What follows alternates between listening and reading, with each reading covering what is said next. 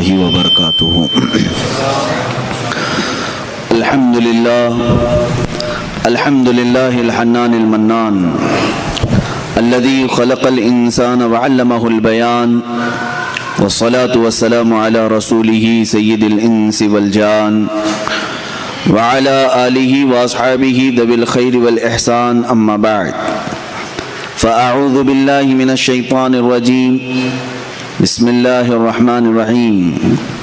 ألا إن أولياء الله لا خوف عليهم ولا هم يحزنون الذين آمنوا وكانوا يتقون. صدق الله مولانا العظيم وبلغنا رسوله النبي الأمين المتين المختار الكريم، ونحن على ذلك لمن الشاهدين والشاكرين والحمد لله رب العالمين. بارگاہ رسالت میں آپ صلی اللہ تعالی علیہ وسلم نے درود پاک کا ہدیہ پیش کریں. اللہم صلی علی سیدنا و مولانا محمد معدن الجود والکرم وآلہ واصحابہ الکرام وابنہ الکریم وبارک وسلم صلاة دائمتا سرمدا ابدا. سرورا شاہا کریمہ دستگیرہ اشرفا، حرمت روح پیمبر یک نظر کن سوئے ماں. عزیزان گرامی وقار، آج کی ہماری یہ محفل پاک سلطان سید مخدوم اشرف جہانگیر سمنانی رضی اللہ تعالیٰ عنہ کی بارگاہ میں خراج عقیدت پیش کرنے کے لیے ان کے عرس کی مناسبت سے رکھی گئی ہے.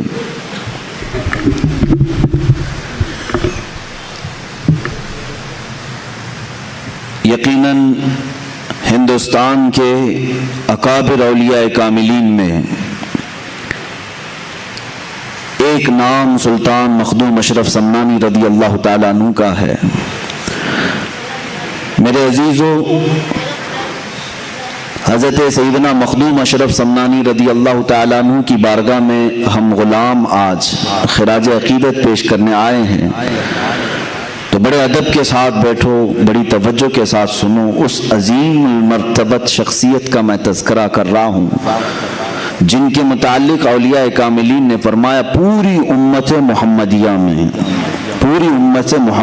میں دو اولیاء کرام کو جو فضیلت حاصل ہے وہ کسی اور کو نہیں ہے. کس معنی میں؟ دوسرے اولیاء کاملین بڑی بڑی خصوصیات کے حامل ہیں، لیکن تارک السلطنت ہونے میں دو اولیاء اکرام کا بڑا مقام ہے. ایک سیدنا ابراہیم بن ادھم رضی اللہ تعالیٰ عنہ، دوسرے حضرت مخدوم جہانگیر اشرف سمنانی رضی اللہ تعالیٰ عنہ. یہ دو وہ بزرگ ہیں جنہوں نے بادشاہت کی کرسی کو ترک کر کے فقر و فاقہ کو اختیار فرمایا. اس کو کہتے ہیں تارک السلطنت، سلطنت کو چھوڑ دینے والے. دنیا میں سب سے زیادہ دل پر غلبہ کرنے والی جو محبت ہے وہ کرسی کی محبت ہے.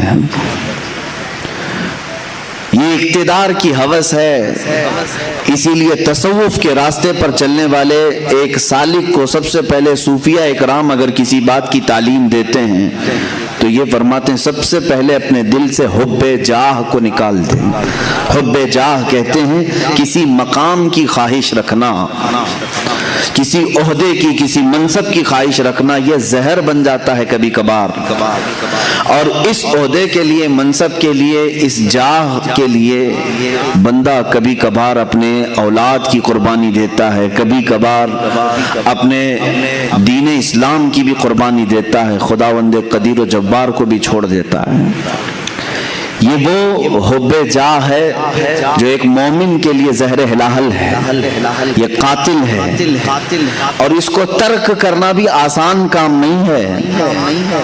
میں آج اس عظیم السلطنت، عظیم السلطان مخدوم جہانگیر اشرف سمنانی رضی اللہ تعالیٰ عنہ کے قدموں سے وابستہ ہو کر عرض کروں گا.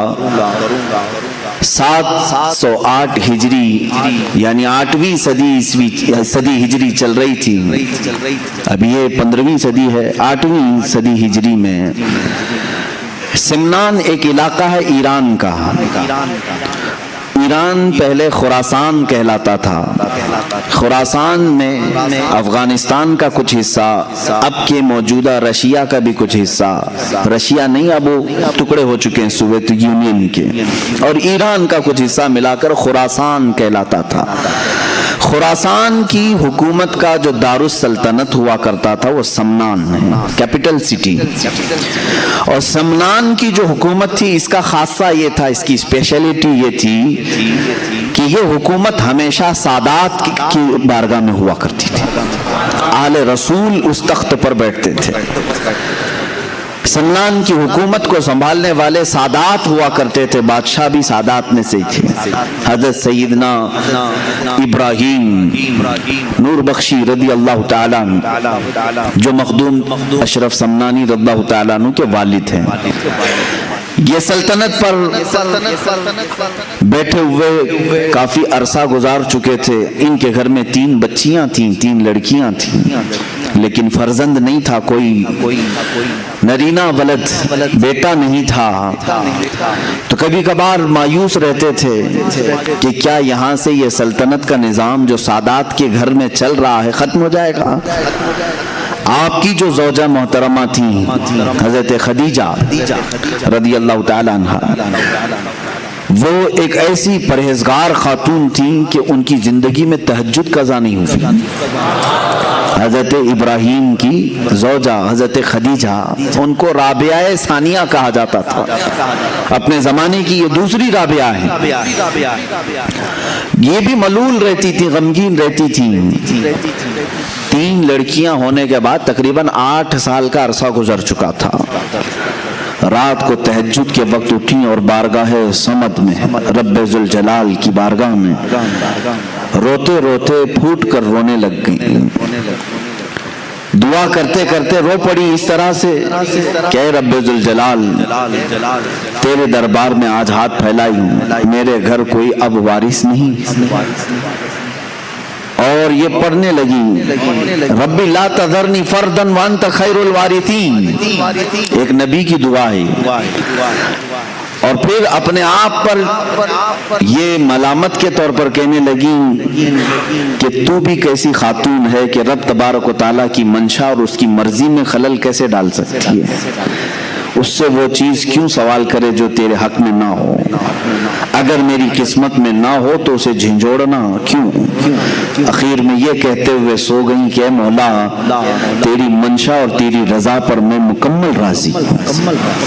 رات کو سوئی تو خواب میں انہی کے سلسلے کے ایک بزرگ نے احمد یسوعی رضی اللہ تعالیٰ عنہ تشریف لائے اور کہا اے میری بیٹی گھبراتی کیوں ہے؟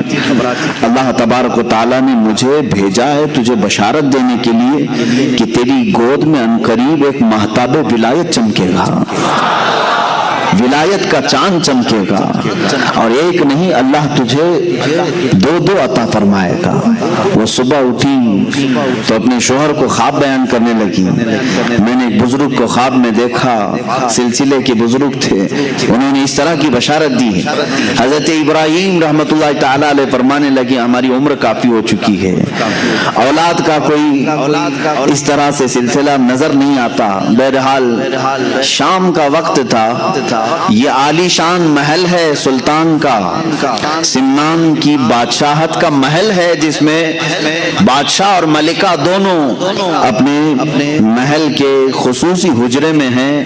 اچانک دیکھا حجرے کے کمرے کے باہر ایک مجذوب بزرگ، ان کا نام بھی ابراہیم تھا، وہ تشریف لائے ہیں. انہیں سارا علاقہ جانتا تھا یہ مجذوب ولی ہیں، یہ پل میں ادھر ہوتے ہیں پل میں ادھر ہوتے ہیں، کہیں غائب ہو جاتے ہیں. آپ نے اچانک حضرت ابراہیم کو دیکھا تو سلطان ابراہیم چونک گئے. کہا میرے محل میں آنے کے لیے سپاہی پہرے دار ہوتے ہیں، وزیر کھڑے ہوتے ہیں، آپ تشریف لائے. سپاہیوں کی جیسی نظر مجذوب بزرگ پر پڑی تو وہ کپ کپانے لگے کہ سارے دروازے بند ہیں، ساری فصیلوں پر پہرے دار ہیں، ہمیں کسی کو نہیں معلوم کہ یہ آئے کہاں سے.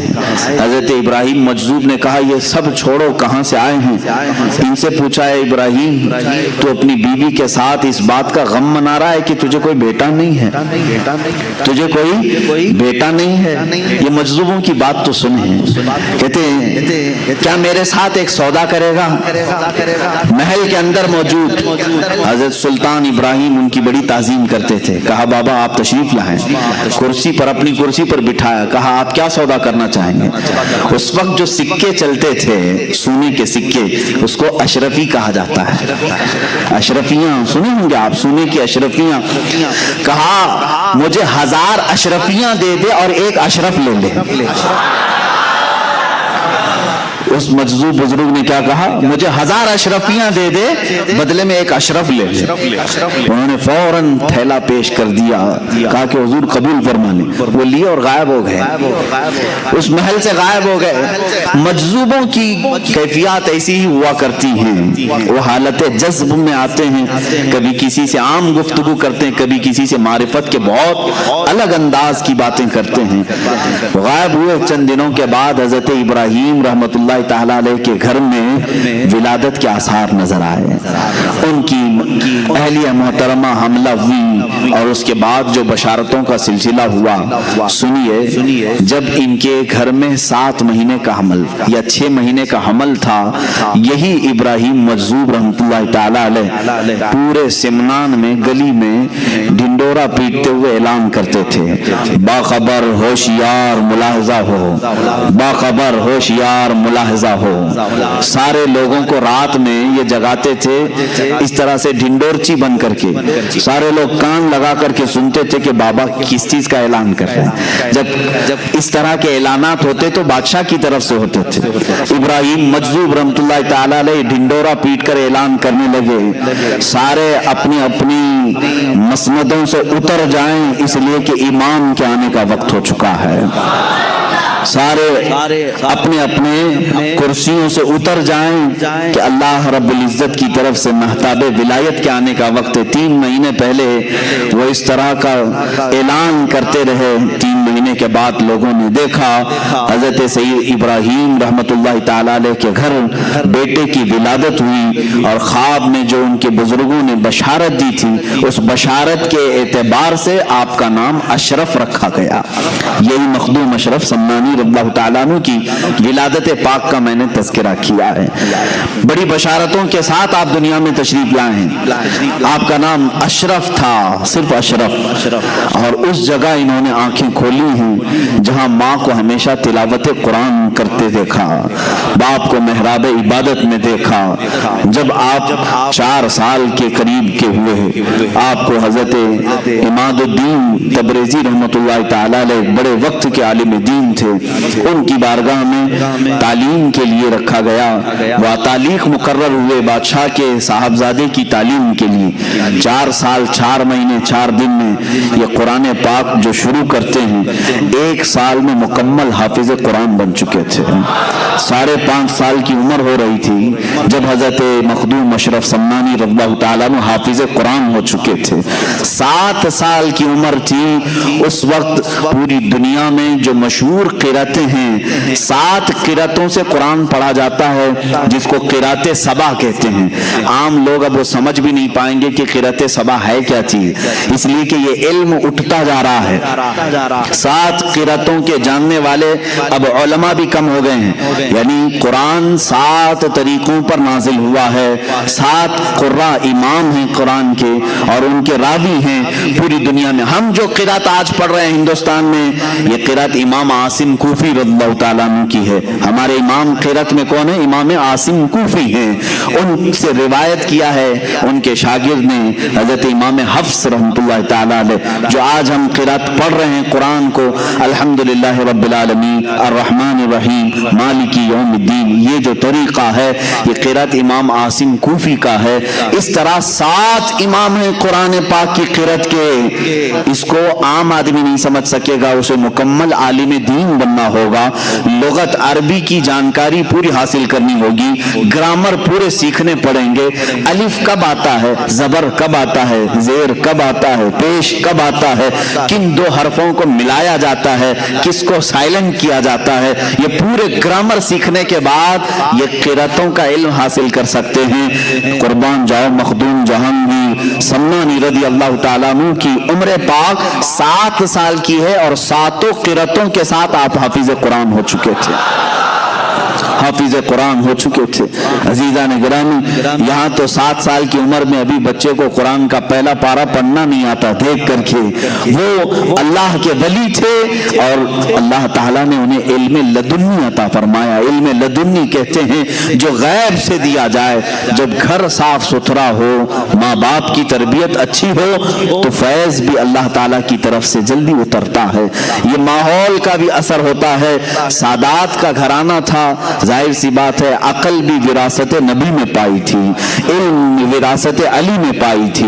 حضرت مخدوم اشرف سمنانی رضی اللہ تعالیٰ عنہ 14 سال کی عمر کے ہو رہے تھے. 7 سال میں حافظ قرآن ہوئے, 14 سال کی عمر میں جتنے علوم متداولہ اس وقت تھے, معقولات, منقولات, منطق, فلسفہ, زجر, ساری چیزیں, علم مناظرہ, علم مقابلہ, علم تصوف, علم فقہ, علم تفسیر, علم اصول حدیث, علم حدیث, یہ تمام علوم متداولہ سے فارغ ہو کر آپ 14 سال کی عمر میں مفتی کامل بن چکے تھے.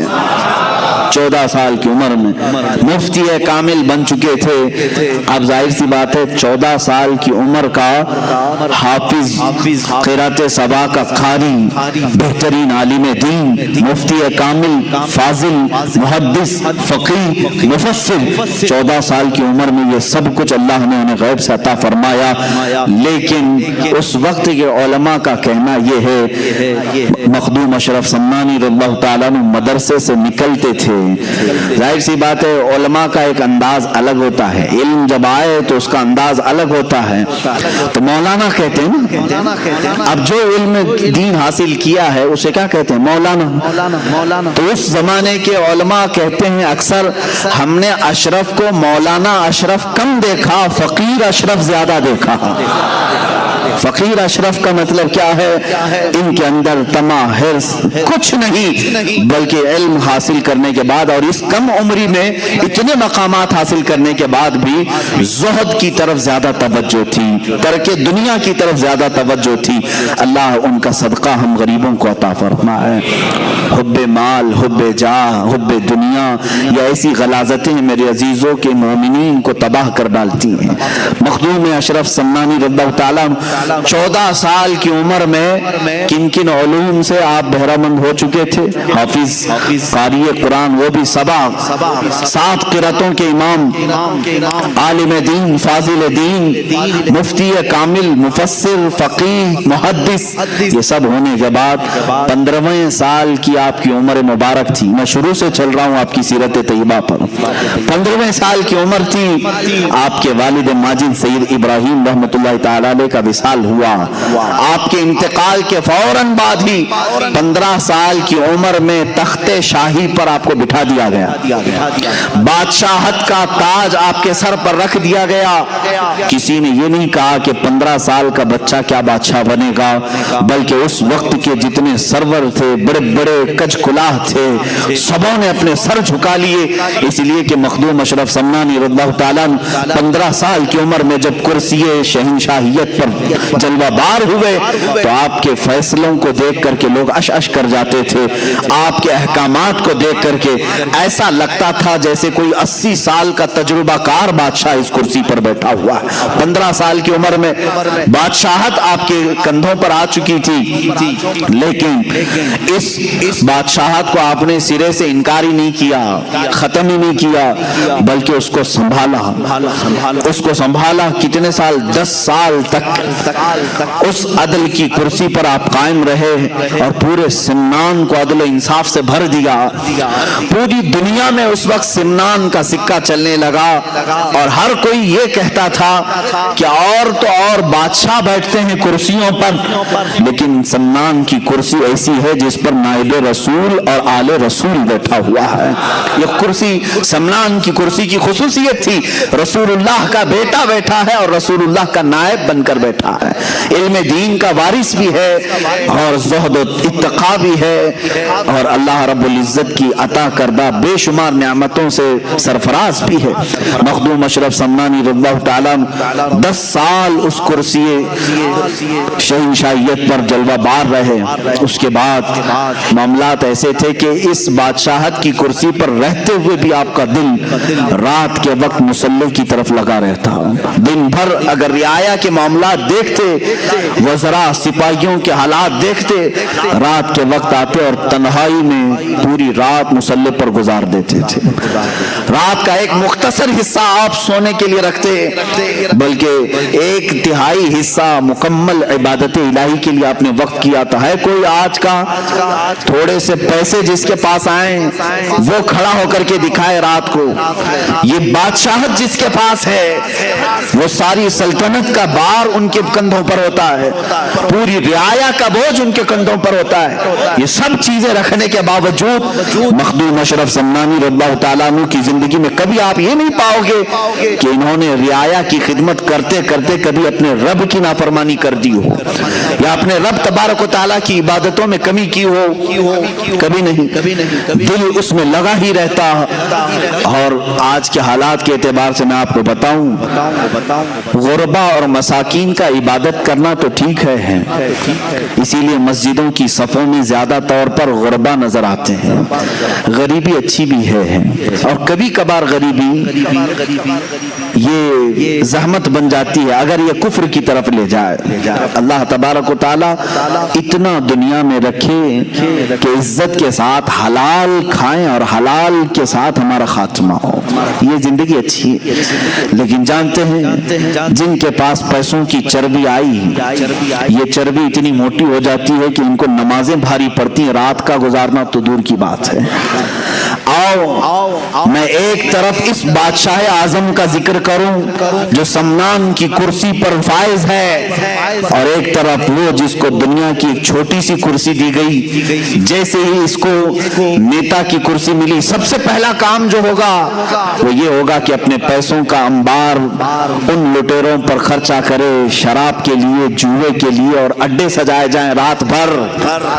آج تقریباً نیتاؤں کے حالات اس طرح کے ہیں. میں سب کی بات نہیں کرتا, اکثر و بیشتر اپنا پرائیویٹ ایک ہاؤس بناتے ہیں فارم ہاؤس کے نام پر, یا پھر کہیں کلب ہوگا جہاں پر یہ رات بھر اپنے پیسوں کا اسراف کرتے رہیں گے. کرسی اسی لیے انہوں نے حاصل کی کہ راتوں کو عیاشی کی جائے, اور سمنان کی کرسی اس لیے حاصل کی گئی تھی کہ مصلی پر دل کی لذتیں حاصل کی جائیں, اپنے رب کی بارگاہ میں لذتیں حاصل کی جائیں.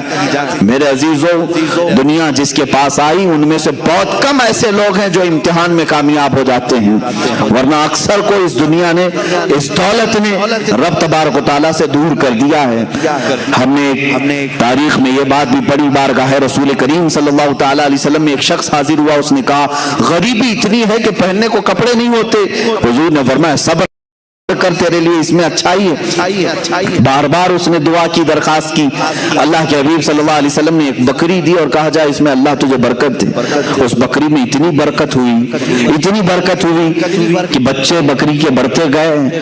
اس شخص کو مدینہ چھوڑنا پڑا, بکریوں کا ریوڑ رکھنے کے لیے مدینے کے باہر ایک میدان میں رہنا پڑا, اور وہاں رہتے رہتے اتنی بکریوں کی فوج اس نے جمع کی. حضور اکرم صلی اللہ تعالی علیہ وسلم نے سال میں زکوٰۃ طلب کرنے کے لیے اپنے عاملین کو بھیجا, کہا اللہ رب العزت کا حکم ہے جس کے پاس 100 بکریاں ہو اس میں سے 5 بکریاں زکوٰۃ میں نکالی جائیں. جب اس شخص کے پاس آئے عاملین زکوٰۃ تو حساب لگایا گیا تو کئی 100 بکریاں صرف زکوٰۃ میں جا رہی تھی. اس نے منع کر دیا کہ میں اتنی بکریاں زکوٰۃ میں نہیں دے سکتا. یہ وہی شخص ہے جو اپنی کمزوری اور غربت کی درخواست لے کر کے, شکایت لے کر کے بارگاہ رسول میں حاضر ہوا. اس کے بعد صدیق اکبر رضی اللہ تعالیٰ عنہ کے زمانے میں بھی اس شخص نے زکوٰۃ نہیں دی. یہاں تک کہ روایات میں یہ ملتا ہے حضرت عمر فاروق رضی اللہ تعالیٰ عنہ کے زمانے میں ایک طوفان ایسا آیا کہ اس کی ساری بکریاں مر گئیں, پورا کا پورا ختم ہو گیا, اور یہ جیسا تھا ویسے ہی ہوا, اور نفاق کفر کی حالت میں اس کی موت ہو گئی. میرے عزیزو کبھی کبھار مال اللہ اور اس کے رسول سے دور لے جاتا ہے، اسی لیے قرآن نے کہا انما اموالکم واولادکم فتنہ، تمہاری اولاد اور تمہارا مال تمہارے لیے آزمائش ہے۔ اللہ تمہیں یہ دے کر آزماتا ہے کہ جب میں تجھے مال دے دوں تو میری بارگاہ کے ساتھ لگا رہتا ہے یا پھر چھوڑ کر کے دنیا کا تو طلبگار ہو جاتا ہے۔ عزیزان گرامی، سیدنا عمر فاروق رضی اللہ تعالیٰ عنہ کے گھر میں جب کبھی تحفے آتے، دولت آتی تو رونے لگ جاتے، رونے لگتے۔ آج دولت کی کس کو ضرورت نہیں ہے، ہم کو بھی ہے، آپ کو بھی ہے، ہم کماتے ہیں گھر چلانے کے لیے۔ امیر المومنین عمر فاروق رضی اللہ تعالیٰ عنہ کے گھر جب کچھ بڑا تحفہ آتا یا دولت آتی تو رونے لگ جاتے، پوچھتے کہ کیوں؟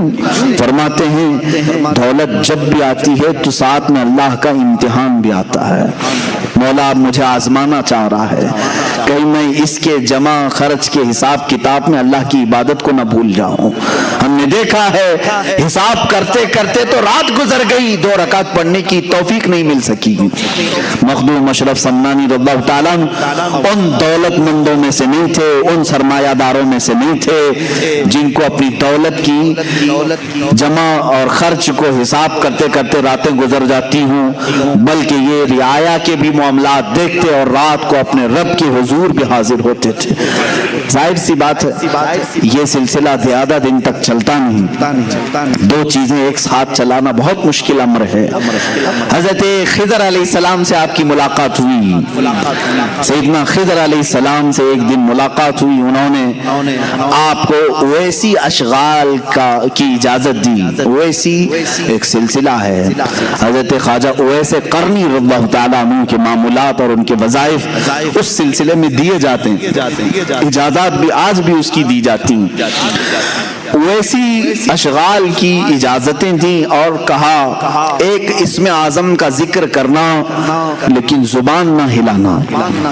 حضرت خضر علیہ السلام نے اس کی مشق کرائی، کس کو؟ مخدوم اشرف سمنانی رضی اللہ تعالیٰ عنہ۔ وہ ذکر اس طرح کا ہوتا کہ زبان نہیں ہلتی لیکن دل سے اسے کہا جانے لگتا اس میں اللہ ہے یا اسم اعظم جو بھی انہیں تعلیم دی گئی۔ ایک وقت ایسا آیا کہ اس کی مشق کے بعد آپ جہاں بیٹھتے مخدوم اشرف سمنانی رضی اللہ تعالیٰ عنہ، آپ کی زبان بند ہوتی، دل سے وہ ذکر کی آواز آنے لگتی تھی۔ جو لوگ قریب ہوتے وہ سنتے تھے۔ یہ پاس انفاس اس کو کہتے ہیں، سانسوں کو روک لینا، یہ بھی اس میں تعلیم دی جاتی۔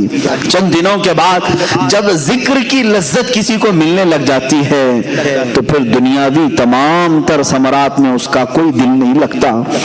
آخر وہ دن بھی آیا جب آپ کو اس بادشاہت سے اور اس کرسی سے میلان ہٹتا گیا اور اس کی طرف سے آپ دور ہونے کی کوشش مسلسل کرتے رہے۔ اپنی والدہ ماجدہ کے پاس حاضر ہوئے، کہا بس ہو گیا، میں نے 10 سال اس سلطنت کو چلایا، کہیں پر بھی میں نے اللہ اور اس کے رسول کی نافرمانی نہیں کی، عدل سے میں نے پورے سمنان کو بھر دیا۔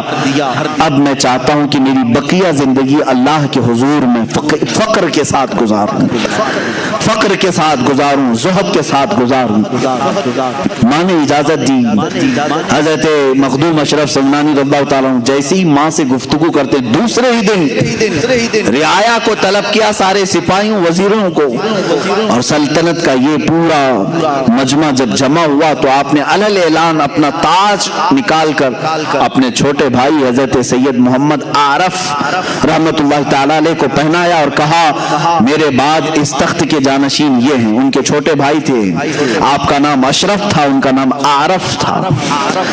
حضرت سلطان سید محمد عارف رحمت اللہ تعالیٰ علیہ کو پہنایا اور اسی وقت رخت سفر باندھا کہ میں اب سفر کے لیے نکل چلتا ہوں۔ کہاں جائیں گے؟ اولیاء کاملین جب سفر کے لیے اٹھتے تھے تو ان کی منزل صرف اللہ رب العزت کی رضا ہوتی، کوئی پرٹیکولر گاؤں نہیں ہوتا، وہ نکل چلتے تھے۔ بس مجھے اس سمنان کی شاہانہ زندگی سے نکلنا ہے۔ آپ کی والدہ ماجدہ نے کہا یہ علل اعلان مت کہو، سادات کی یہ کرسی ہے, بادشاہت کئی سالوں سے ہمارے خاندان میں چلی ہے, تم جا رہے ہو ٹھیک ہے, لیکن ایک کام کرو, چند وزیروں کو سپاہیوں کو ساتھ میں لے جاؤ تاکہ دنیا یہ سمجھے گی کہ بادشاہ کسی مہم پر جا رہا ہے, پھر لوٹے گا. آپ کی ماں کے حکم پر آپ نے چند وزیروں اور سپاہیوں کو ساتھ لیا اور نکل پڑے. سمنان کے حدود سے جب باہر آئے, آپ جب سمرقند کی طرف, جو آج ازبکستان کا ایک علاقہ ہے, پہلے جو رشیا میں تھا, اس طرف کی آپ نے سفر کا ارادہ فرمایا. بیچ راستے میں سارے سپاہیوں اور وزیروں کو واپس کر دیا اور کہا اب اس سفر میں مجھے تنہا چھوڑ دو, میں ہوں اور میرا حامی و ناصر و مددگار میرا مولا ہے. سفر پر نکلے. مخدوم اشرف سمنانی رضی اللہ تعالیٰ عنہ جس وقت سفر کے لیے نکلے تھے اس وقت آپ کی عمر صرف 26 سال کی تھی. یہاں سے دو چیزیں مجھے ملتی ہیں. زندگی گزارنے کے لیے اللہ تعالیٰ نے تمہیں دو طریقے کی نعمتیں عطا کی ہیں. جب تمہارے پاس مال آئے تو اس سے لطف اٹھاؤ, مال آئے, دنیا آئے, اس سے لطف اٹھاؤ اللہ کی عبادتوں کے ساتھ. لیکن میں یہ چاہتا ہوں کہ کبھی فقر اور زہد کو بھی اختیار کرنا چاہیے. یہ میرے لیے اپنے لیے بھی نصیحت ہے اور سب کے لیے بھی نصیحت ہے. ہم نے ان اولیاء کاملین کی زندگی میں دیکھا یہ تخت پر بھی بیٹھے ہیں اور گدڑی بھی پہنے ہیں. زندگی میں کبھی آپ کے ایسے بھی معاملات ہوں. آج آپ نے بہت عالی شان بنگلہ بنایا ہے, اچھی بات ہے, میں اس کے خلاف نہیں جاؤں گا. آپ کی بڑی سی بڑی عمارت بناؤ, اچھے گھر میں رہ رہے ہو, لیکن کبھی ایسا بھی کرو کہ زندگی میں ایک دن اپنے سارے بچوں کو لے کر کہو کہ آج ہم فاقہ اختیار کریں گے, دنیا کو دکھانے کے لیے نہیں, ہم صرف کھجور پر سحری کرتے ہیں, کھجور پر افطار کرتے ہیں, اس لیے کہ اللہ کی بہت بڑی نعمتیں ہمارے پاس موجود ہیں, لیکن اللہ کو عجز و انکساری اور فقر و فاقہ بھی پسند ہے. یہ ہم اپنی زندگی میں کر سکتے ہیں کہ نہیں کر سکتے؟ اچھی نعمتیں کھاؤ. میں یہ نہیں کہہ رہا کہ آپ بریانی نہ کھاؤ, چکن مٹن نہ کھاؤ, سب کھاتے رہیں, آپ حلال جو چیزیں کھائیں, لیکن ہماری زندگی میں کھاؤ, مہینے میں ایک دن ہو یا ہفتے میں ایک دن ہو, ایسا آنا چاہیے جس میں ہم زہد بھی کریں. زہد کہتے ہیں ترک دنیا کو, خواہشات سے دوری.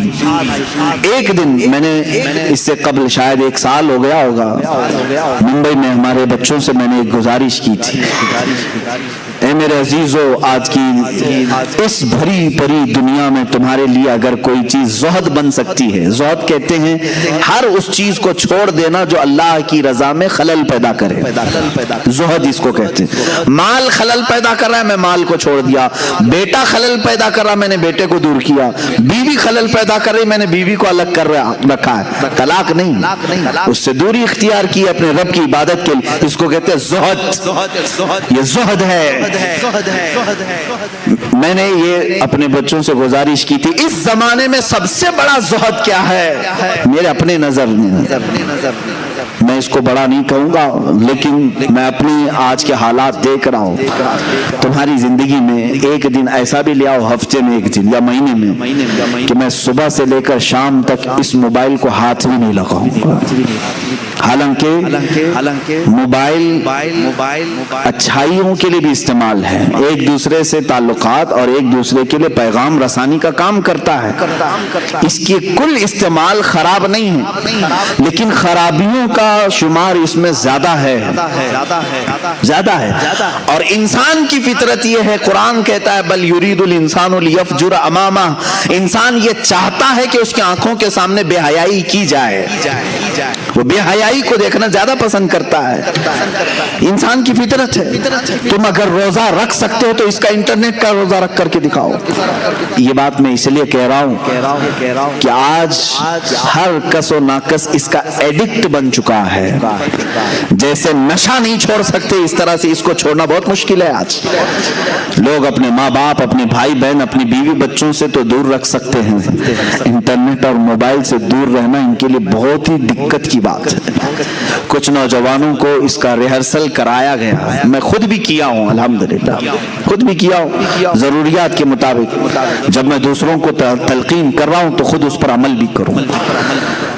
جن بچوں نے مجھے رپورٹ آ کر کے بتائی کہ صبح کے وقت ہم نے ترک کر کے رکھا، دوپہر ہونے سے پہلے ہاتھوں میں کھجلی شروع ہوئی، بے چینی شروع ہوئی، کبھی آنکھوں میں بے چینی، کبھی بدن میں بے چینی۔ ظاہر سی بات ہے جو نشہ کا عادی ہے نشہ نہ کرے تو اس کے جسم میں ہلچل ہوتی ہے۔ اسی طرح میرے عزیزو، خواہے نہ خواہے، چاہے نہ چاہے، ہم کسی چیز کے آج غلام بنے ہوئے ہیں۔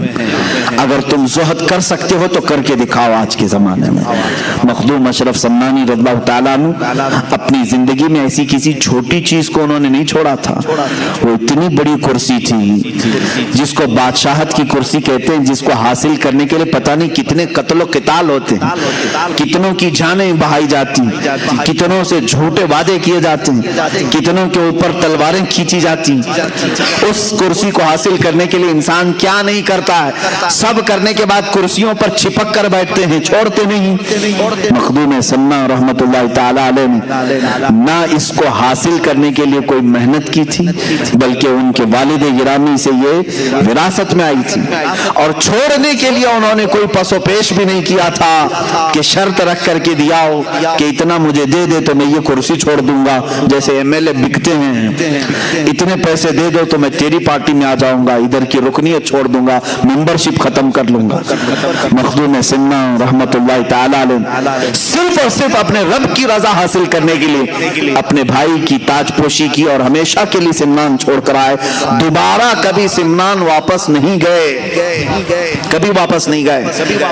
آپ کی عمر تقریباً 100 سال کی ہوئی ہے۔ مخدوم اشرف سمنانی رضی اللہ تعالیٰ عنہ 708 ہجری میں پیدا ہوئے اور 808 ہجری میں وصال ہوا ہے، اور بعض روایات میں 96 برس کی ہیں، لیکن تقریباً 100 سال کی عمر، 25 سال کی عمر میں اپنا عزیز وطن، پیدائشی وطن، اپنے ماں باپ کا وطن چھوڑا ہوا یہ مرد قلندر باقی 75 سال کی عمر میں کبھی بھی اس طرف کا رخ نہیں کیا۔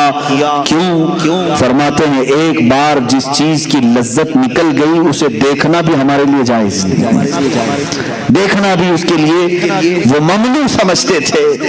عزیزان گرامی وقار، مخدوم اشرف سمنانی رضی اللہ تعالیٰ جب نکلے تو اس کرسی کو ختم کر کے جو نکلے، چھوڑ کر کے نکلے، یہ تارک السلطنت کہتے ہیں۔ پورے رسول کریم صلی اللہ علیہ وسلم کی امت میں صرف 2 ولی ایسے گزرے جنہوں نے بادشاہت کو چھوڑا ہے، ایک حضرت ابراہیم بن ادھم، دوسرے مخدوم اشرف جہانگیر سمنانی رضا۔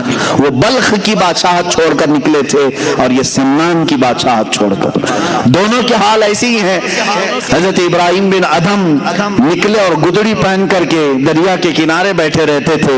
ایک وقت تھا جو کرسی پر بیٹھتے اور ایک وقت ایسا کہ پتھریلی زمین پر دریا کے کنارے بیٹھے رہتے۔ مخدوم سمنا رحمت اللہ تعالی علیہ شاہی سواری پر سوار ہونے والے، لیکن جب سمرقند کا سفر کر رہے ہیں پیروں میں چپل تک نہیں تھے۔ یہ زہد آپ نے فرمایا، مجبوری نہ کہو اس کو، یہ مجبوری نہیں تھی، اپنے رب کی رضا کے لیے دنیا کا ترک تھا۔ جب آپ سمرقند کے راستے سے لاہور تشریف لائے تو لاہور میں حضرت سید جلال الدین بخاری رحمت اللہ تعالیٰ نے، جن کو مخدوم جہانیاں جہاں گشت کہا جاتا ہے، اوچھ شریف میں آپ تشریف لائے۔ حضرت مخدوم سید جلال الدین رحمت اللہ تعالیٰ علیہ نے آپ کا پرتپاک استقبال فرمایا، اپنی خانقاہ میں 3 دن تک ٹھہرایا۔ اس وقت کے وہ غوث تھے حضرت سید جلال الدین بخاری، اپنی خانقاہ میں 3 دن رکھا اور اس کے بعد کیا فرمایا کہ فرزند اشرف، تمہارا انتظار کسی اور بزرگ کے ہاں ہو رہا ہے، تم کسی اور کی امانت ہو۔ کون ہے وہ بزرگ؟ مخدوم علاء الدین پنڈوی رحمت اللہ تعالی علیہ، جو بنگال کی مالدہ کی سرزمین پر آج بھی آرام فرما ہیں۔ یہ اس زمانے کے قطب الاقطاب تھے، قطب الاشراف تھے۔ اس وقت حضرت مخدوم علاء الدین پنڈوی رحمت اللہ تعالی علیہ حضرت مخدوم اشرف سمنانی کے انتظار میں وہاں بیٹھے ہوئے تھے۔ جلال الدین بخاری رحمت اللہ علیہ نے ان کو رخصت کیا کہ آپ جائیں بنگال کی سرزمین پر۔ وہاں سے پیدل چلتے ہوئے نکلے۔ لاہور کی سرزمین کہاں ہے، بنگال کہاں ہے، پیدل سفر کیا۔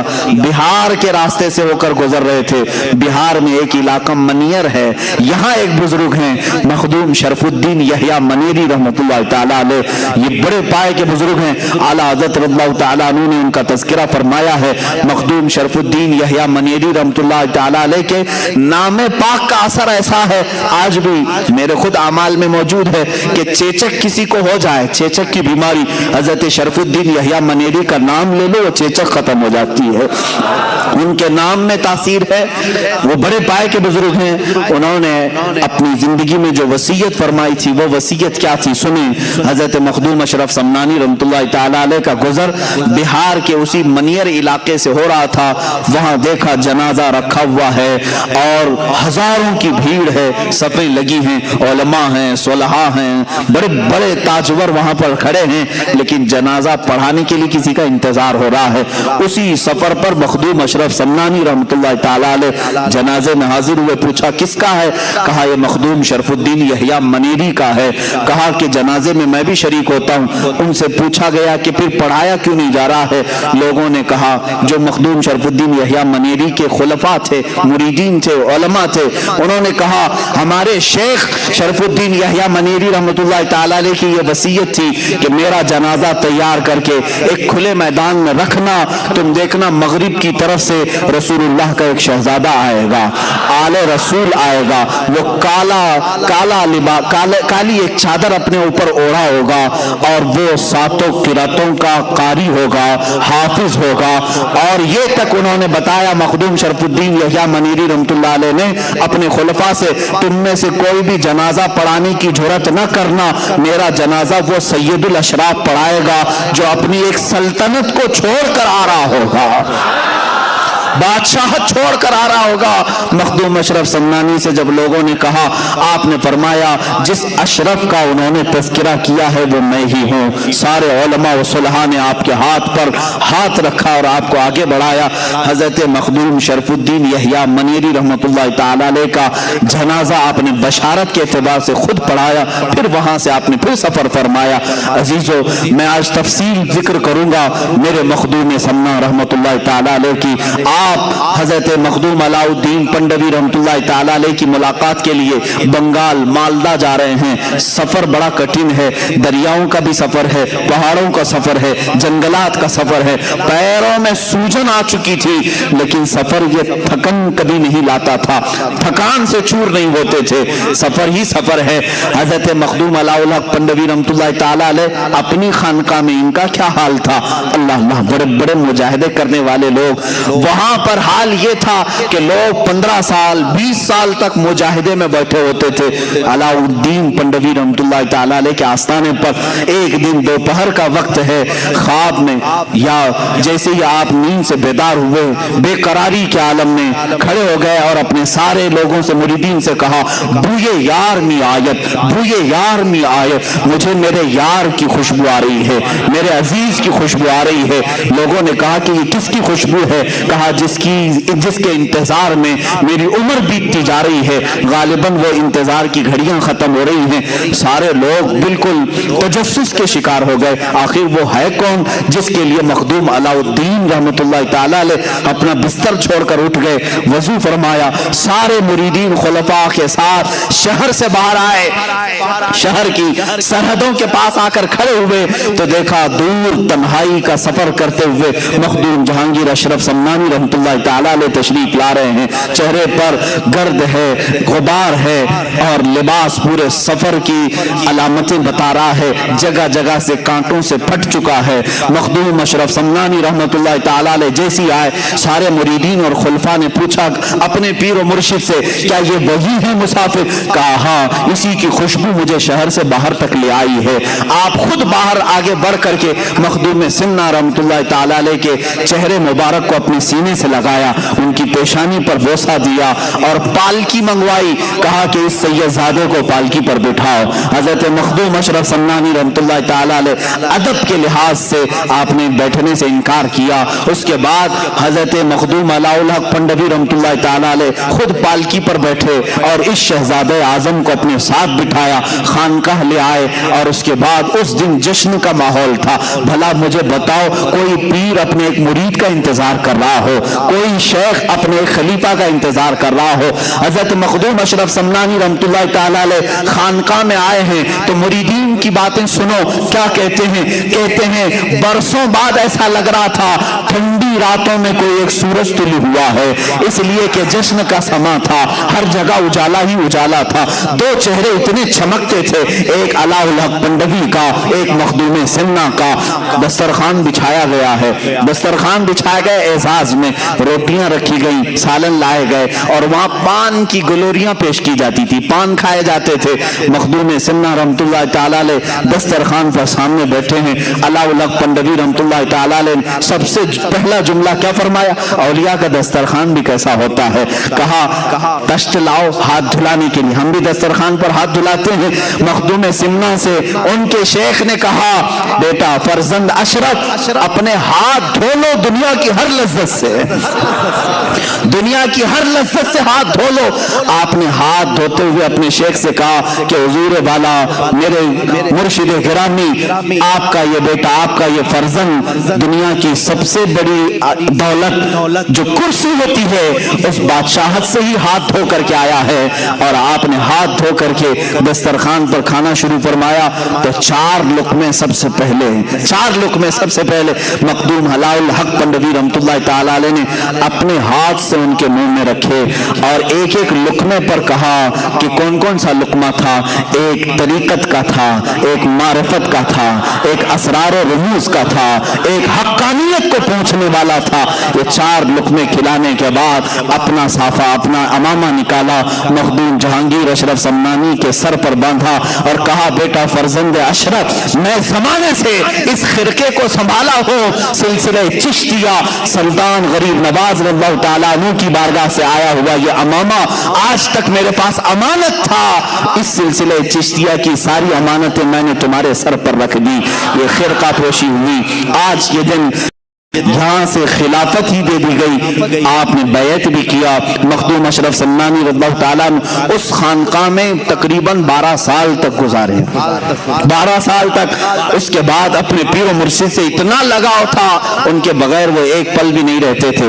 مخدوم اشرف سمنانی رضی اللہ تعالیٰ نے جب اپنی عمر کی 35ویں یا 37ویں سال کو پہنچے تو آپ کے پیر و مرشد نے کہا کہ اے فرزند اشرف اب تمہارے اور ہماری جدائی کا وقت ہے، میں تمہیں اس امانت کو دے کر اس راستے پر بھیج رہا ہوں جو راستہ تمہارے انتظار میں ہے. تمہیں یہ ساری امانتیں اس لیے دی گئی ہیں کہ تم دین رسول کی تبلیغ کرو، رسول کریم صلی اللہ تعالی علیہ وسلم کی سنتوں کی تشہیر کرو. مخدوم اشرف سمنانی رضی اللہ تعالیٰ عنہ کو آپ نے بلایا اور جونپور کی سرزمین کی طرف اشارہ فرمایا. جونپور آج بھی اتر پردیش کا ایک علاقہ ہے اور اس طرف اشارہ فرمایا. دسترخوان پر بیٹھ کر کے ایک علاقہ دکھایا جس کی ارد گرد تالاب ہے اور بیچ میں ایک چھوٹی سی جگہ ہے. کہا اے اشرف تمہارا یہ مضبوط قلعہ ہوگا، تم یہاں پر اپنا مسکن بناؤ گے. آپ نے اصرار کیا کہ حضور مجھے اپنے ساتھ اپنی صحبت میں رکھیں. آپ نے فرمایا یہ امانتیں اس لیے دی جاتی ہیں کہ خلق خدا کو اس سے تم فیضیاب کرو. یہ صرف اپنے لیے نہیں ہوتی، خلق خدا کو تم اس سے فیضیاب کرو. حضرت مخدوم اشرف سمنانی رضی اللہ تعالیٰ عنہ اس وقت اپنے پیر و مرشد سے فرماتے ہیں حضور جس علاقے میں آپ مجھے بھیج رہے ہیں وہاں پر ایک شیر ہے، اس شیر کے چنگل میں مجھے آپ بھیج رہے ہیں. آپ نے تھوڑی دیر تک انتظار فرمایا اور کہا شیر اگرچہ ہوگا لیکن تمہاری تربیت یافتہ ایک چھوٹا سا بچہ اس شیر کے لیے کافی ہو جائے گا. یہ بزرگوں کی باتیں ہیں، اولیاء کاملین کی باتیں ہیں، یہ بات میں سمجھ میں آتی. حضرت مخدوم اشرف سمنانی رضی اللہ تعالیٰ وہاں سے نکلے بنگال سے اور پھر سفر فرمایا. حضرت مخدوم سمنا رحمۃ اللہ تعالیٰ علیہ جب جانے لگے تو وہاں پر ایک عجیب سا سما تھا. لوگ یہ کہہ رہے تھے کہ ساری رونقیں اپنے ساتھ لے جا رہے ہیں، ساری رونقیں. 37 سال کی عمر میں مخدوم سمنا رحمۃ اللہ تعالیٰ علیہ جب اپنے پیر و مرشد سے خلافت اور سارے خرقہ وغیرہ لے کر کے نکلے تو آپ کے پیر و مرشد نے ہی آپ کو یہ لقب دیا کہ اب میرا یہ اشرف جہانگیر ہوگا. جہانگیر یہ جہانگیر کا لقب آپ کے پیر و مرشد سے دیا گیا، اور وہاں سے نکل کر کے جب آپ تشریف لائے، تقریباً ہندوستان کا آپ نے سفر فرمایا، کافی جگہوں کا آپ نے سفر فرمایا، اور الحمدللہ میں اس صوبے سے تعلق رکھتا ہوں اور آپ بھی اس صوبے سے تعلق رکھتے ہیں کہ مخدوم اشرف سمنانی رحمۃ اللہ تعالی علیہ کے قدم پاک اس صوبے میں بھی پڑے ہیں۔ آپ گلبرگہ شریف تشریف لائے تھے، گلبرگہ شریف کی سرزمین پر خواجہ بندہ نواز گیسو دراز رحمت اللہ تعالی علیہ کے آستانے پر بھی آپ نے چلہ کشی فرمائی، اور یہی وہ مقام ہے جب آپ حضرت مخدوم اشرف سمنانی رحمت اللہ تعالی علیہ اپنے ایک خیمے میں الگ رہا کرتے تھے سفر میں، آپ کے خلفاء مریدین ساتھ ہوتے، آپ کے ساتھ آپ کے شاگرد رشید، آپ کے خلف اکبر حضرت سیدنا عبد الرزاق نور العین رحمت اللہ تعالی علیہ جو آپ کے بھانجے بھی ہیں، وہ ساتھ رہا کرتے تھے اکثر۔ ایک رات کو دیکھا حضرت مخدوم سمنا رحمت اللہ تعالی علیہ کا خیمہ اتنا گرم لگ رہا تھا، جیسے لگتا ہو کہ رات کے وقت سورج کی ساری تپش یہاں ہے، کسی کے داخل ہونے کی جرات نہیں ہو رہی تھی۔ حضرت مخدوم سمنا رحمت اللہ تعالی علیہ اس خیمے کے اندر موجود ہیں، لوگوں نے اندر داخل ہونے کی کوشش کی، پھر حضرت سیدنا عبد الرزاق نور العین رحمت اللہ تعالی علیہ اجازت لے کر خیمے میں آتے ہیں، کیا دیکھا کہ پیشانی پر بڑے بڑے پسینے کے قطرات ہیں اور پیشانی تیز چمک رہی ہے، اور آپ مصلی پر بیٹھے ہوئے ہیں۔ حضرت مخدوم سمنا رحمت اللہ تعالی علیہ کی زندگی میں ایسی کیفیت کبھی کسی نے دیکھی نہیں تھی۔ تو لوگ حاضر ہو گئے، آپ نے پوچھا کہ حضور طبیعت پر کچھ بار ہے، کچھ بوجھ ہے؟ آپ نے فرمایا نہیں اے میرے عزیز، آج مجھے میرے رب کی طرف سے ایک بڑا اعزاز دیا گیا ہے، ایک بڑا اعزاز انعام دیا گیا ہے۔ کہا کہ وہ کیا چیز ہے؟ مخدوم اشرف سمنانی رحمت اللہ تعالی علیہ فرماتے ہیں ہر زمانے میں اولیاء کاملین میں ایک غوث ہوتا ہے، اس کی اجازت سے سارے لوگوں کو ولایت دی جاتی ہے، جو بھی ولی بنتا ہے وہ غوث کے تصرفات سے بنتا ہے، اللہ تعالیٰ غوث کو ولایت کے سارے خزانے دیتا ہے، وہ جسے چاہے ولی بنائے۔ ہر زمانے میں ایک غوث ہوتا ہے، اس زمانے کے غوث کا انتقال ہو گیا۔ مخدوم سمنا رحمت اللہ علیہ فرماتے ہیں اس زمانے کے غوث کا انتقال ہوا، ہزاروں اولیاء کاملین غوثیت کے طلبگار تھے بارگاہ رب العزت میں، اور اللہ تعالیٰ نے وہ غوثیت کا مقام مجھے تفویض فرمایا، آپ کو غوثیت کا مقام دیا گیا۔ یہ وہ مقام ہے میرے عزیزو، اولیاء کاملین میں چند ہی بزرگوں کو ملتا ہے، اور آپ کو محبوب یزدانی کہا جانے لگا۔ محبوب سبحانی آپ نے سنا ہوگا، غوث اعظم کو کہا جاتا ہے، محبوب الہی نظام الدین اولیاء کو کہتے ہیں، اور اسی طرح محبوب یزدانی حضرت مخدوم اشرف سمنانی کو کہا جاتا ہے۔ میں آپ کو ایک اور بات بتا دوں، یہ اتفاق سے نہیں ہوا، خانہ کعبہ کے پاس حضرت شیخ محی الدین ابن عربی رضی اللہ تعالیٰ عنہ، جن کو شیخ اعظم کہتے ہیں، ابن عربی رحمت اللہ تعالیٰ علیہ، خانہ کعبہ کے طواف کے پاس موجود ہیں۔ انہوں نے دیکھا کہ ایک شخص ایسا ہے طواف اتنی تیزی سے کر رہا ہے، چکر لگا رہا ہے، لوگوں کی بھیڑ بھاڑ، نہ وہ کسی کو دھکا دیتا ہے نہ کسی کو ٹچ کرتا ہے، لیکن آسانی سے نکلتا ہوا جا رہا ہے بہت تیزی سے۔ طواف میں ایسا نہیں ہو سکتا، ممکن نہیں، بغیر کسی کو ٹچ کیے کوئی طواف کر لے، بھیڑ بھاڑ۔ اور ایک شخص ایسا ہے کہ وہ بہت تیزی سے طواف کا سفر کر رہا ہے۔ حضرت شیخ محی الدین ابن عربی فرماتے مجھے ایسا لگ رہا تھا کہ اس کا جسم صرف دکھ رہا ہے اور خالی اس کی روح طواف کر رہی ہے۔ جسم اگر ہے تو پھر ایک دوسرے سے ٹچ ہوگا، لوگ ہٹیں گے، دھکا مکی ہوگی، لیکن یہ بغیر کسی کو ہٹائے بھیڑ بھاڑ میں طواف بھی کر رہا ہے آسانی سے۔ جب طواف مکمل ہو گیا، شیخ ابن عربی رحمت اللہ تعالی علیہ اس شخص کے پاس حاضر ہوتے ہیں اور سلام کر کے پوچھتے ہیں کہ آپ کا نام کیا ہے، آپ کون ہیں؟ تو انہوں نے کہا میں ابو ابو بکر سبتی ہوں.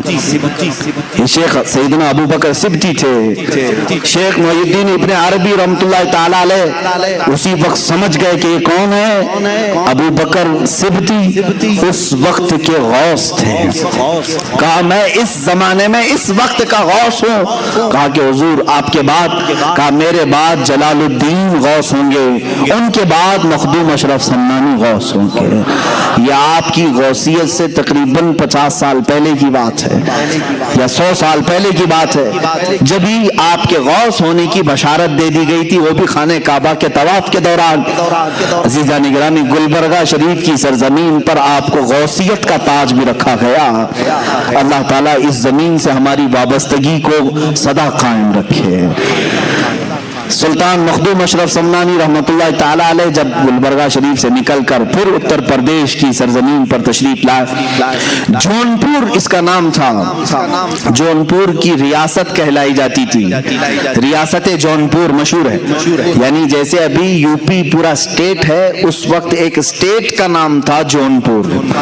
یہ گاؤں نہیں, آج وہ گاؤں بن کر کے رہ گیا ہے, پہلے ایک اسٹیٹ کا نام تھا, اس میں ضلع آتے تھے. جونپور آپ تشریف لائے. دیکھیں میرے عزیزو, بڑے سے بڑے اکابر اولیاء کاملین کے ساتھ آزمائشیں ہوئی ہیں. مخالفین, حاسدین, اعتراض کرنے والے ہر زمانے میں رہے, اور آپ کے ساتھ بھی رہے, جبکہ آپ کے چہرے پر اتنے جلال ہوتے تھے. اولیاء کاملین میں جو جلالی بزرگ ہیں ان میں سے ایک مخدوم سمنانی رحمۃ اللہ علیہ, کیونکہ آپ اوحد الدین کہلائے ہیں. آپ مجرد رہے, پوری زندگی آپ نے شادی نہیں فرمائی, اس قلب میں کسی دوسرے کی محبت کو شامل ہی نہیں کیا. مخدوم سمنا رحمۃ اللہ تعالی علیہ. اور اس طرح کے جو بزرگان دین ہیں وہ عموماً جلالی ہوا کرتے ہیں, جیسے حضرت مخدوم علاء الدین صابر کلیری رحمۃ اللہ تعالی علیہ, کافی جلالی بزرگ تھے. آپ کے ہی متعلق مشہور ہے, حضرت نظام الدین اولیاء کے پاس آپ کی خلافت نامہ لکھا گیا تھا. رات کا وقت تھا, چراغ کی روشنی میں نظام الدین اولیاء رحمۃ اللہ تعالی علیہ نے صابر کلیری کو کہا کہ پڑھ کر کے سناؤ. آپ پڑھنے لگے, چراغ بجھ گیا, اندھیرا ہو گیا. حضرت صابر کلیری رحمۃ اللہ علیہ نے تھوڑا سا اس چراغ کی طرف گھور کر کے یوں دیکھا, چراغ بھڑک اٹھا, جل اٹھا. نظام الدین اولیاء رحمۃ اللہ تعالی علیہ نے خلافت نامہ واپس لے لیا. کہا ابھی نہیں, اس طرح تمہاری آنکھوں سے نہ جانے کتنے جل جائیں گے, اور جلال کو کم کرنے کی ضرورت ہے. تو یہ جو جلالی بزرگان دین ہیں ان میں سے مخدوم سمنا رحمۃ اللہ تعالی علیہ. لیکن حد ہے حاسدین کی, اس پائے کے جلالی بزرگوں کا بھی پیچھا نہیں چھوڑتے. لوگ آج پریشان ہوتے ہیں حاسدین سے. اتنے بڑے بزرگ کے حاسدین کا میں اگر آپ کو بتاؤں کیا کیا نہیں کیا آپ کے ساتھ. مخدوم سمنا رحمۃ اللہ تعالی علیہ جس وقت جونپور تشریف لائے, وہاں ایک بزرگ تھے چراغ ہند, جن کو صدر الدین چراغ ہند رحمۃ اللہ تعالی, بڑے بزرگ ہیں. لیکن زمانے کا آپس کا معاملہ ہوتا ہے, میں بڑا تو بڑا کا معاملہ کبھی کبھار آ جاتا ہے, انسانی فطرت کا تقاضا ہے. وہ ان کا پرانا علاقہ تھا, ان کے مریدین تھے, اچانک مخدوم اشرف ان کے علاقے میں آئے. کچھ لوگوں کو تکلیف اسی بات کی ہوتی ہے, میرے کھیت میں دوسرا کیوں چرنے آیا. ہوتا ہے 40 سال سے ہم پورے شہر کو سنبھال رہے تھے, اچانک یہ بکرا کہاں سے آیا. اس طرح کا حسد بھی آ جاتا ہے, یہ انسانی فطرت کا تقاضا ہے. چراغ ہند رحمۃ اللہ تعالی علیہ وہ بزرگ بھی ہیں, میں ان کی بیعت بھی نہیں کر رہا ہوں, لیکن مخدوم سمنا ہے, وال رسول بھی. مخدوم جہانگیر اشرف سمنانی رحمۃ اللہ تعالی علیہ جس وقت جونپور تشریف آئے, لوگ جھوک در جھوک آپ کے مرید بن رہے تھے, کیونکہ چہرے میں وہ نیر تاباں تھا کہ لوگ دیکھتے تو گناہوں سے دور ہو جاتے, اپنے میل کچیل کو دھل دیتے ہیں, اور صرف ایک صحبت کافی ہوتی تھی کہ لوگ صرف مرید نہیں ولی کامل بنتے تھے. مخدوم سمنا کی صحبت بہتوں کو اعلیٰ مقام تک پہنچائی. اس زمانے میں ایک عالم دین تھے مولانا کبیر الدین۔ اس وقت مولانا کبیر الدین صاحب ایک خواب دیکھتے ہیں، خواب میں انہوں نے ایک بزرگ کا چہرہ دیکھا، سرخ بال ہیں، چہرہ پورا چمک رہا ہے، جب وہ مسکراتے ہیں تو رخساروں پر انار کی سرخی آتی ہے، اور اس بزرگ نے کہا کہ میں تیرا مرشد ہوں۔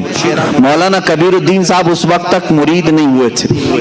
صبح اٹھتے ہیں، پوچھتے ہیں علاقے میں سب سے بڑے بزرگ کون ہیں؟ لوگوں نے کہا حضرت صدر الدین چراغ ہند رحمۃ اللہ علیہ سب سے بڑے بزرگ۔ مولانا کبیر الدین ان کی تلاش میں گئے، چراغ ہند کی بارگاہ میں گئے تو واقعی وہ بڑے کمال کے بزرگ تھے، لوگوں کا جمگٹا تھا، تبلیغ تربیت سب ہو رہی تھی، لیکن خواب میں جو دیکھے تھے وہ نہیں تھے۔ مولانا کبیر الدین نے کہا میں نے خواب میں جو بزرگ کو دیکھا وہ یہ نہیں ہے، تو وہ وہاں سے اٹھ کر کے چلے آئے، کہا کہ میں یہ بزرگ کو خواب میں نہیں دیکھا۔ چراغ ہند رحمۃ اللہ علیہ نے پوچھا یہ مولوی کیوں آیا تھا؟ کہا کہ حضور بیعت کرنے کے لیے آیا تھا۔ کہا پھر کیوں نہیں ہوا؟ کہا پتہ نہیں، اس نے کچھ اور چہرہ دیکھا ہے۔ تو چراغ ہند ناراض ہوئے، پوچھا کہ دیکھو یہ جاتا کہاں ہے؟ مولوی صاحب کہاں آئے؟ مولانا کبیر الدین سیدھے مخدوم اشرف کے پاس آئے۔ اس وقت آپ ایک مسجد میں جلوہ بار تھے چند مریدین کے ساتھ، جیسے ہی مسجد میں مولانا کبیر الدین آئے پہلی نظر میں پہچان لیا خواب میں آنے والے یہی بزرگ تھے۔ خواب میں تشریف لائے، مخدوم سمنا کے پاس اپنا سب کچھ نچھاور کر دیا اور سلسلہ اشرفیہ میں داخل ہوئے، مخدوم سمنا کے ہاتھ پر بیعت کیا، اور اسی بیعت کے تھوڑی دیر کے بعد چرچا ہو گیا مولانا کبیر الدین چراغ ہند سے مرید ہونے گئے تھے، لیکن ان کی محفل سے اٹھ کر کے آئے مخدوم سمنا کے مرید ہو گئے۔ چراغ ہند پرانے بزرگ ہیں، مخدوم سمنا نئے بزرگ ہیں، ابھی ابھی آئے ہوئے ہیں۔ یہ بات پھیلی، چراغ ہند رحمت اللہ تعالی علیہ کے پاس لوگوں نے کہا آپ کی تو توہین ہو گئی، آپ کی مجلس چھوڑ کے مولوی چلا گیا۔ کہا کہ وہ کبیر الدین جوانی میں، وہ کبیر الدین جو ہے وہ جوانی میں مر جائے گا، گیا ہے مجھے چھوڑ کر جوانی میں مر جائے گا۔ وہ ولی کی زبان سے نکلی ہوئی بات تھی۔ مولانا کبیر الدین کو جب سنایا گیا کہ انہوں نے تو تمہارے لیے یہ جملہ کہہ دیا کہ کبیر الدین جوانی میں مر جائے گا، تو اپنے پیر و مرشد کی بارگاہ میں آئے ملول خاطر ہو کر کہا کہ حضور بڑی بات ہو گئی، چراغ ہند نے میرے متعلق یہ کہا۔ مخدوم سننا رحمت اللہ تعالی علیہ کی بات دیکھیں، کہا تم کیا چاہتے ہو؟ اپنی مرید سے کہا تم کیا چاہتے ہو؟ تم بھی اپنی زبان سے کچھ نہ کچھ بولو اور اللہ اسے پورا کرے گا، اللہ اسے پورا کرے گا۔ یہ مخدوم سننا کا تصرف دیکھیں۔ پہلی بات میں تو آپ نے کہا کہ میرے مرید تیرا نام کبیر ہے۔ کیا ہے؟ تیرا نام کبیر ہے، اور کبیر بوڑھے کو کہتے ہیں، جوانی میں تو کیسے مرے؟ نام کبیر ہے تیرا، تو بوڑھا ہو کے مرے گا۔ مخدوم سمنا نے کیا کہا؟ تو بوڑھا ہو کر کے مرے گا۔ تھوڑی دیر مراقبہ کیا، کہا لیکن انہوں نے جو کہا ہے وہ بھی بات ہو گئی ہے، وہ بھی اللہ کی بارگاہ میں قبول ہے، دونوں کی زبان سے نکلا ہے۔ تو مخدوم سمنا نے کہا تو کچھ بول، تیری زبان سے تو کیا چاہتا ہے؟ کہا کہ حضور میں کیا کہوں، وہ بڑے ہیں، بس انہوں نے میرے لیے جو کہا ہے وہ ان کے لیے بھی ہو جائے۔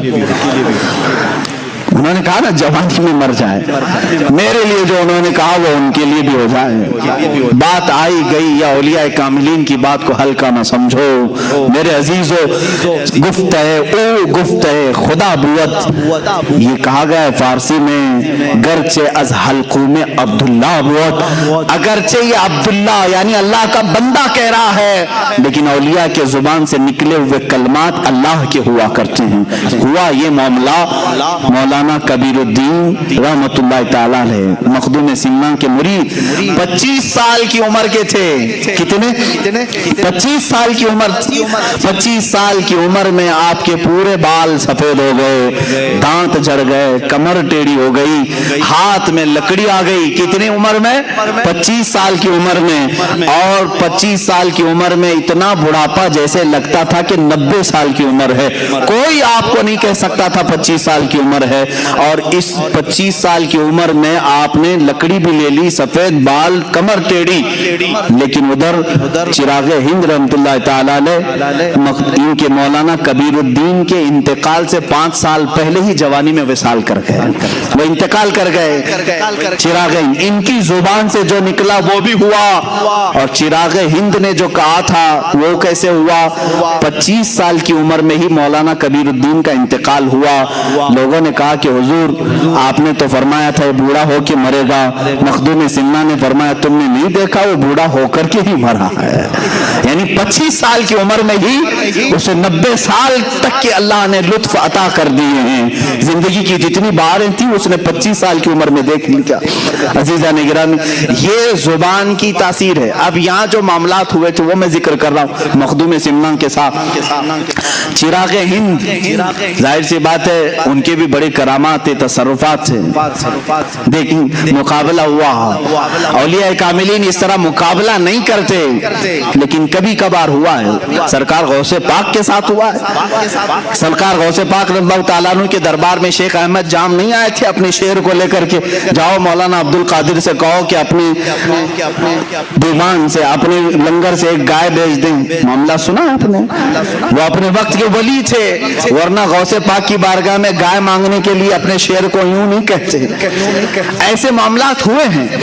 مخدوم سمنا ایک بار بیٹھے ہوئے ہیں مسجد میں، لوگوں کو تربیت دے رہے ہیں، مریدین بڑھ گئے۔ چراغ ہند نے دیکھا، باہر سے انہوں نے پتہ نہیں ہاتھ اٹھائے یا کچھ کیا تو پوری مسجد میں آگ کی جیسی گرمی بھر گئی، اتنا گرم کہ جیسے آگ کے شعلے اٹھ رہے ہوں۔ 1 2 3 کرتے کرتے لوگ اٹھنے لگے، سب جانے لگے۔ ظاہر سی بات ہے کون گرمی کو برداشت کرے گا؟ تو مخدوم سمنا رحمۃ اللہ علیہ کے چند مریدین تھے باقی رہ گئے جو گرمی کو برداشت بھی نہیں کر پا رہے تھے۔ مخدوم سمنا رحمۃ اللہ علیہ نے کہا کہ یہ صرف لگایا ہوا چراغ ہے، چراغ ہند نے کیا تھا، اس چراغ کو تھوڑے سے پانی کی ضرورت ہے، اس گرمی کو ہلکا کرنے کی تھوڑے سے پانی کی ضرورت ہے۔ مخدوم سمنا رحمۃ اللہ علیہ کے بغل میں ایک پانی کا لوٹا رکھا ہوا تھا، آپ نے اپنے ہاتھ میں تھوڑا سا پانی لیا، یوں چھڑک دیا، پانی کی چند قطریں یا بوندیں گری، ساری گرمی غائب ہوئی، لیکن چراغ ہند جو باہر سفر پر تھے پیر پھسل کر کے دریا میں ڈوب گئے، ندی میں آ گئے، پانی میں گر گئے۔ مخدوم سمنا نے نہیں کہا تھا کہ چراغ کو تھوڑے سے پانی کی ضرورت ہے، پانی میں پہنچا دیا، اور وہ پانی میں اس طرح ہاتھ پیر مارنے لگے کہ اپنے سلسلے کے تمام اولیاء کو مدد کے لیے پکارا، یہاں تک کہ رسول کریم صلی اللہ تعالیٰ علیہ وسلم کو ندا دی۔ تاریخ میں لکھا ہوا ہے میرے آقا صلی اللہ تعالیٰ علیہ وسلم مدد کے لیے ضرور تشریف لائے، لیکن جلال کے ساتھ ظاہر ہوئے، کہا صدر الدین چراغ ہند سے کہ تیری غلطی ہے کہ تیرے شہر میں نیا مہمان بھی تھا اور میرا بیٹا بھی تھا، تو نے دونوں خیال نہیں کیے جس کی وجہ سے تجھے پانی میں ڈھکیل دیا گیا۔ حضرت چراغ ہند رحمۃ اللہ تعالیٰ علیہ نے اپنی ان تمام کوتاہیوں سے معافی طلب کی، اور ان کے سلسلے کے جتنے اولیاء تھے، مشائخ تھے، وہ سب مخدوم سمنا کے پاس آئے ان کی درخواست لے کر کے کہ اے مخدوم اشرف آپ اس چراغ ہند کو معاف کر دیں، اگر آپ نہ معاف کریں گے تو اللہ کے نبی بھی انہیں نہیں معاف کریں گے۔ رسول کریم صلی اللہ تعالیٰ علیہ وسلم کی بارگاہ سے اس کے لیے ہم معافی کی طلبگار درخواست لے کر کے آئے ہیں۔ یہ سلسلے کے بڑے مشائخ کو دیکھا، ان کی روحیں آئی ہوئی ہیں، مخدوم سمنا رحمۃ اللہ تعالیٰ علیہ نے انہیں معاف فرمایا، وہ پانی سے باہر نکلے اور پھر میرے آقا سرکار مخدوم پاک کی قدموں میں تشریف لائے اور زندگی بھر پھر آپ کے احترام اور ادب بھی کرتے رہے۔ اولیاء کاملین کے زمانے میں ایسے حالات ہوئے، سرکار غوث پاک کی بارگاہ میں ایک معاملہ ایسا ہوا تھا، آپ نے منبر پر کھڑے ہو کر کے اعلان فرمایا میرا یہ قدم تمام اولیاء کی گردنوں پر ہے۔ سارے جو اولیاء تھے سب نے اپنی گردن جھکائی، بلکہ بعضوں نے کہا بل علی راسی و علی عینی، بلکہ ہماری آنکھوں پر بھی ہمارے سروں پر بھی اے غوث آپ کا قدم ہو۔ سرکار مفتی اعظم ہند نے یوں فرمایا یہ دل یہ جگر ہے، یہ آنکھیں یہ سر ہے، جہاں چاہو رکھو قدم غوث اعظم۔ اولیاء کاملین نے قبول کیا، لیکن اس زمانے میں ایک بزرگ تھے، ان کا بھی بڑا مشہور معاملہ تھا، لوگ لوگ ان کے ارد گرد بہت ہوتے تھے. انہوں نے کہا میں شیخ عبد القادر جیلانی کے قدم کو اپنی گردن پر نہیں محسوس کرتا, میں ان کے قدم کو نہیں مانتا. اتنا کہنا تھا. غوث پاک کی بارگاہ میں جب ان کے متعلق کہا گیا, آپ نے اعلان فرمایا اگر میرا قدم اس کی گردن پر نہیں ہے تو پھر کسی خنزیر کا ہوگا, کسی غلیظ جانور کا قدم ہوگا. اللہ کے ولی اور وہ بھی غوثیت ماپ سے نکلی ہوئی یہ زبان کے جملوں کو اور کلمات کو دیکھیں. ان کا حال ایسا ہوا کہ وہ ایک عورت کے عشق میں گرفتار ہوئے, خانقاہ چھوڑ دیا, مریدین چھوڑ دیے, اس لڑکی کے چکر میں آپ در بدر بھٹکتے رہے. ایک وقت ایسا آیا کہ وہ لڑکی عیسائی تھی, کرسچن تھی. اس کے باپ نے شادی کرنے کو رضامندی کا اظہار بھی کیا, لیکن ایک شرط پر کہ اس کے پالے ہوئے خنزیر تھے وہ چرانے پڑیں گے. انہوں نے چرایا بھی, اور ایک دن خنزیر کے بچے کو اپنے گردن پر رکھ کر کے لا بھی رہے تھے. ان کے ایک مرید نے دیکھا جو اس وقت تک وابستہ تھے, باقی سب چھوڑ دیے تھے کیونکہ ایک عورت کے عشق میں یہ پیر اپنے خانقاہ چھوڑ دیا ہے. اس پیر نے رو کر کے کہا سلطان غوث العظم دستگیر رحمت اللہ تعالی علیہ کی زبان سے نکلے ہوئے کلمات میں نے دیکھ لیا, ان کا قدم اگر ان کی گردن پر نہیں ہے تو پھر خنزیر کا گردن پر ان کے قدم آ ہی گیا. اسی دن ان کو احساس بھی ہوا اور وہ وہاں سے دوڑے دوڑے غوثیت مآب میں حاضر ہوئے اور توبہ کیا, اور ان کی سلب کی ہوئی ولایت پھر واپس اللہ نے عطا بھی فرمائی.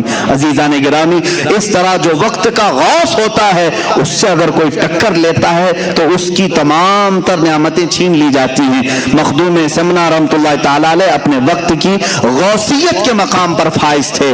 جنہوں نے بھی ٹکر لی ہے وہ ہمیشہ کے لیے خائب و خاسر ہوئے. مخدوم سمنا رحمت اللہ تعالی علیہ کے ساتھ لوگوں نے بہت سارے معاملات کیے, مولویوں نے بھی اس زمانے کے مناظرے کرنے کی کوشش کی. ایک مولانا صاحب تھے اس زمانے میں, جب مخدوم سمنا رحمت اللہ تعالی علیہ تشریف لائے تو سارے علماء کو لے کر کے انہوں نے کہا کہ میں ایسا اس آئے ہوئے جو فقیر ہیں مناظرہ کروں گا کہ جواب ہی نہیں دے سکیں گے. تو دعوت دی اور ایک بڑی مسجد میں انہوں نے بلایا. مخدوم سمنا رحمت اللہ علیہ فقیرانہ لباس میں ہوا کرتے, اپنے چند مریدین کے ساتھ آئے, اور جب آنے لگے تو وہ جو بڑے مفتی صاحب تھے, بڑے مولوی صاحب تھے, وہ بڑے ایک مسند پر بیٹھے اور ان کے سارے شاگرد آس پاس تھے. مخدوم سمنا جب داخل ہونے لگے تو آپ پہلے داخل ہوئے, تھوڑی دیر کے بعد آپ کی ایک دوسری شکل داخل ہوئی, تیسری شکل داخل ہوئی, چوتھی شکل داخل ہوئی. سب دیکھنے میں مخدوم سمنا کی طرح ہی دکھ رہے ہیں. جو مسجد میں آ رہا ہے مخدوم اشرف سمنانی کی طرح دکھ رہا ہے. مولوی صاحب گھبرائے, دیکھتے رہے یہ کتنے سمنانی آ رہے ہیں. ہم نے ایک مخدوم اشرف کو بلایا تھا, اشرف کو, یہاں آئی رہے, یہاں تک کہ گھنٹہ گزر گیا, اس محفل میں 100 سمنانی داخل ہوئے, 100 شکلیں آئی.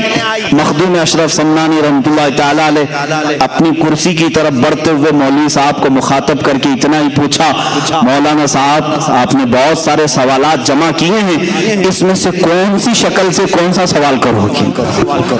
وہ تنہا تھے مخدوم سمنا, لیکن اللہ رب العزت کا یہ تصرف ہے. یہی تو ہم کہتے ہیں میرے آقا صلی اللہ تعالی علیہ وسلم اپنے ہر غلام کی قبر میں تشریف لاتے ہیں. یہ نہیں کہ ذات کے ٹکڑے ہوتے ہیں, آدھا ادھر آدھا ادھر. سورج جب ایک بار نکلتا ہے تو مدینے میں بھی چمکتا ہے, ہند میں بھی چمکتا ہے, وہ امریکہ میں بھی ہے, افریقہ میں بھی ہے. ہر علاقے کو یکساں اپنی سورج کی روشنی پہنچاتا ہے. اللہ تعالیٰ اولیاء کاملین کو بھی یہ تصرف عطا کرتا ہے, وہ بیک وقت 100 جگہ پر بھی حاضر ہو سکتے ہیں, 1000 جگہ پر بھی حاضر ہو سکتے ہیں. یہ بعض اولیاء کاملین کے تصرفات ہیں. وہ مولوی صاحب نے توبہ کیا اور پھر مرید بھی ہوئے, داخل سلسلہ بھی ہوئے. حضرت مخدوم سمنا رحمت اللہ تعالی علیہ کا حال یہ تھا کہ آپ کے ساتھ سواریاں چلتی تھی, گھوڑے, اونٹ. ایک بار آپ آئے, رات کا وقت تھا, ایک علاقے میں مسجد میں اندر قیام کیا اور صحن مسجد میں گھوڑوں کو باندھ دیا. گاؤں میں بات مشہور ہوئی, ایک نیا مہمان آیا, فقیر ہے, لیکن انہوں نے گھوڑے مسجد کے پاس باندھ دی, صحن میں, مسجد کے صحن میں باندھ دی. جو مولوی حضرات تھے, طلبہ تھے, سب دوڑے دوڑے آئے. کہا کہ ایسا فقیر, ایسا مرد قلندر, اگر تم اللہ کے ولی ہو تو یہ مسجد کی بے حرمتی نہیں ہو جاتی کہ جانور باندھو. مخدوم سمنا رحمت اللہ تعالی علیہ بیٹھے تھے. تھوڑی دیر میں ایک گھوڑے نے سر ہلایا, اپنے ایک مرید سے کہا اپنے اس گھوڑے کو لے جاؤ, یہ اپنی پیشاب کی شکایت کر رہا ہے, اس کو پیشاب کروایا گیا. تھوڑی دیر کے بعد ایک گھوڑے نے سر ہلایا, ملایا. مخدوم سمنا نے کہا اس گھوڑے کو لے جاؤ, یہ لیڈ کرنا چاہتا ہے. جو جو شکایتیں ہوتی رہی, تھوڑی دیر تک ان گھوڑوں کو, اونٹوں کو باہر لے جایا جاتا تھا, ان کو فارغ کر کے لایا جاتا تھا. تمام علماء اور مولوی حضرات بیٹھے تھے, انہوں نے دیکھا یہ کیا ہے. مخدوم سمنا نے فرمایا مسجد میں جانور کو اسی لیے نہیں لایا جانا چاہیے کہ وہ ناپاکی کریں گے, لیکن میرے گھوڑے ایسے ہیں کہ ان میں سے ایک بھی نہ پیشاب کرے گا نہ پخانہ کرے گا. انہیں جب ضرورت ہوگی یہ مجھے اشارہ کریں گے, اور ان کا جہاں مقام ہوگا وہیں اپنی یہ غلاظت بھی کریں گے. تم دیکھ لو فجر تک ان میں سے ایک گھوڑا بھی لید نہیں ڈالے گا اور نہ ہی پیشاب کا ایک قطرہ ڈالے گا. اس کے باوجود پھر بھی جانوروں کو مسجدوں میں نہیں لانا چاہیے, لیکن ہم مسافر ہیں, ہمارے پاس جگہ کی تنگی تھی, ہم نے یہ عذر کی وجہ سے یہاں پر رکھا ہے. مخدوم سمنا رحمۃ اللہ تعالی علیہ کا تصرف جانوروں پر بھی تھا, جانور بھی آپ کے مطیع و فرما بردار تھے. ایک علاقے میں آپ کے ساتھ مذاق بھی کیا گیا تھا, لیکن وہ مذاق حقیقت ہو گئی. کچھ اوباش نوجوانوں نے ایک جنازہ تیار کیا اور کہا کہ ڈپلیکیٹ مردے کو رکھ کر کے, یعنی زندہ آدمی کو رکھ کر کے مخدوم اشرف سمنانی سے کہیں گے جنازہ پڑھا دیجیے. جب وہ نماز پڑھانے لگیں یہ مردہ اٹھے گا, تالیاں بجائیں گے, سب مذاق اڑائیں گے. اللہ کے ولی کا مذاق. اسی لیے میرے آقا صلی اللہ علیہ وسلم نے فرمایا من عادى لي وليا فقد آذنته بالحرب, جو میرے کسی ولی سے دشمنی کرتا ہے میں اس کے ساتھ جنگ کا اعلان کرتا ہوں. اللہ سے کون جنگ کرے گا؟ اللہ کے ولیوں سے جس نے دشمنی مول لی گویا کہ وہ اللہ کے ساتھ جنگ کرنا چاہتا ہے. تو مخدوم سمنا رحمۃ اللہ تعالی علیہ کو لوگوں نے اصرار کر کے بلایا, آپ آئیے جنازہ پڑھائیے, ہمارے علاقے میں انتقال ہو گیا. جنازہ لایا, صفیں لگائی, آپ منع کرتے رہے, زبردستی آپ کو امام بنا کر کھڑا کیا گیا. آپ نے تکبیر باندھی, چاروں تکبیریں ہوئی, سلام پھیرا اور کہا لے جاؤ دفن کرو. بیچ نماز میں وہ لوگ سوچتے رہے یہ اٹھے گا مردہ اور تالیاں بجائے گا, مذاق, لیکن وہ اٹھائی نہیں. جب سب سلام پھیر دیے مخدوم سمنا نے مخاطب کر کے کہا اے لوگوں مجھے معلوم ہے تم نے جنازے میں کیا رکھ کر لایا تھا, مجھے معلوم ہے, لیکن اللہ تعالیٰ اپنے کسی بھی ولی کا مذاق گوارا نہیں فرماتا. تم نے اسے کفن پہنایا اور اللہ نے اسے حقیقی موت کا لباس پہنایا. اب اشرف نے اس پر جنازہ پڑھ دیا, اب دوبارہ اس کی زندگی نہیں ہے, لے جاؤ دفن کرو, وہ ہمیشہ کے لیے مر گیا. لوگوں نے توبہ کیا. اللہ کے ولیوں کے ساتھ جو مذاق کرتا ہے میرے عزیزوں اس کے ساتھ بہت برا حشر ہوگا. میں نے اسی طرح دیکھا مدینہ رسول میں میرے آقا صلی اللہ علیہ وسلم کا رحم و کرم ہے, اس غلیظ متوع کو آج تک میں یاد رکھا ہوں. اللہ اس پر لعنت کرے. جالیوں کے پاس کھڑا ہے, ہندوستانی پاکستانی جو حجاج آتے ہیں میرے آقا کی بارگاہ میں کہتے ہیں دعائی ہو یا رسول اللہ, فریاد ہو یا رسول اللہ. حضور کی بارگاہ میں یہ پیش کرتے ہیں. وہاں موجود ایک وہابی متوع کو غصہ آیا, اس نے کہا کیا رسول سے مانگتے ہو, کیا رسول سے مانگتے ہو, یہ شرک ہے.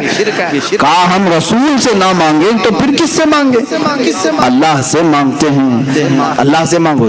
میرے عزیزوں بات سچی ہے, اللہ ہی دیتا ہے, بخدا خدا کا یہی ہے در, نہیں اور کوئی مفر مقر. جو وہاں سے ہو یہی آ کے ہو, جو یہاں نہیں تو وہاں نہیں. یہ میرے امام اعلیٰ حضرت نے ہمیں سمجھایا ہے. دربار رسالت یہ اللہ رب العزت تک پہنچنے کا راستہ ہے. اے نادان, اگر اس نبی نے نہ بتایا ہوتا تو خدا کو رحمان بھی نہیں جانتا, کبھی نہیں سمجھ سکتا. اس متوع نے میرے سامنے حرکت کی تھی, کہا دیکھو میں ناچ رہا ہوں یہاں پر, اور اپنی پیٹھ جالیوں پر لگا کر کے گھسنے لگا, پیر اچھل کر کے کرنے لگا. یہ کسی کو نفع بھی نہیں دے سکتے, نقصان بھی نہیں دے سکتے. دیکھو میں اگر کچھ ہونا تھا تو میرے ساتھ ہو جاتا. ان حاجیوں نے کان پکڑ لیا اور وہاں سے نکل گئے. میرے عزیزوں کچھ لوگ میرے ساتھ تھے, انہوں نے کہا پوچھا بھی کہ حضرت یہ اتنی بدتمیزی کر رہا ہے, گستاخی کر رہا ہے, عذاب آ جانا چاہیے. مجھے اس وقت ہمارے ایک بزرگ کی بات یاد آئی.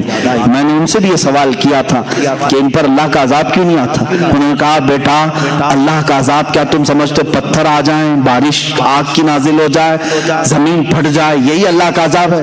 کہا یہ دکھنے والے عذاب ہے. اللہ کا اگر سب سے بڑا کوئی عذاب ہے تو اپنے گھر کے قریب رکھ کر کے بھی ایمان کی دولت ختم کرتا ہے، اس عذاب میں تو وہ مبتلا ہے۔ اللہ نے ایمان سلب کر لیا ہے، اس کا ختم ہو چکا ہے، یہ سب سے بڑے عذاب میں گرفتار ہے۔ اسی طرح میرے عزیزو، جنہوں نے اولیاء کاملین سے دشمنی کی، اللہ تعالیٰ ان کا خاتمہ برا کر دیتا ہے۔ وہ اس دنیا کی نعمتوں سے تو لطف اندوز ہو سکتے ہیں، لیکن قیامت کے دن وہ خائب و خاسر اٹھیں گے۔ اللہ کے ولیوں سے دشمنی نہ لو۔ مخدوم سمنا رحمۃ اللہ تعالیٰ علیہ کا مذاق کرنے کی کوشش کی گئی، لیکن جنازے میں ہمیشہ کے لیے آدمی سو گیا۔ کچھ لوگ ایسے بھی ہیں آج جو اولیاء کے تصرفات اور ان کی کرامات کے منکر ہیں۔ قرآن ان کی کرامات کی گواہی دے رہا ہے۔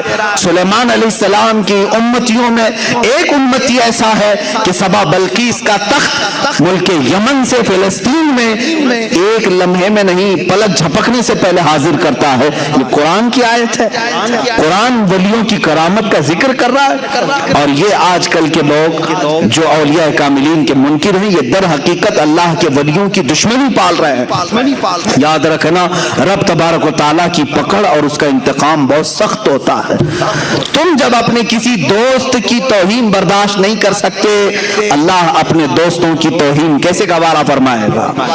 وہ ضرور تم سے بدلہ لے گا، انتقام، اور وہ منتقم حقیقی ہے۔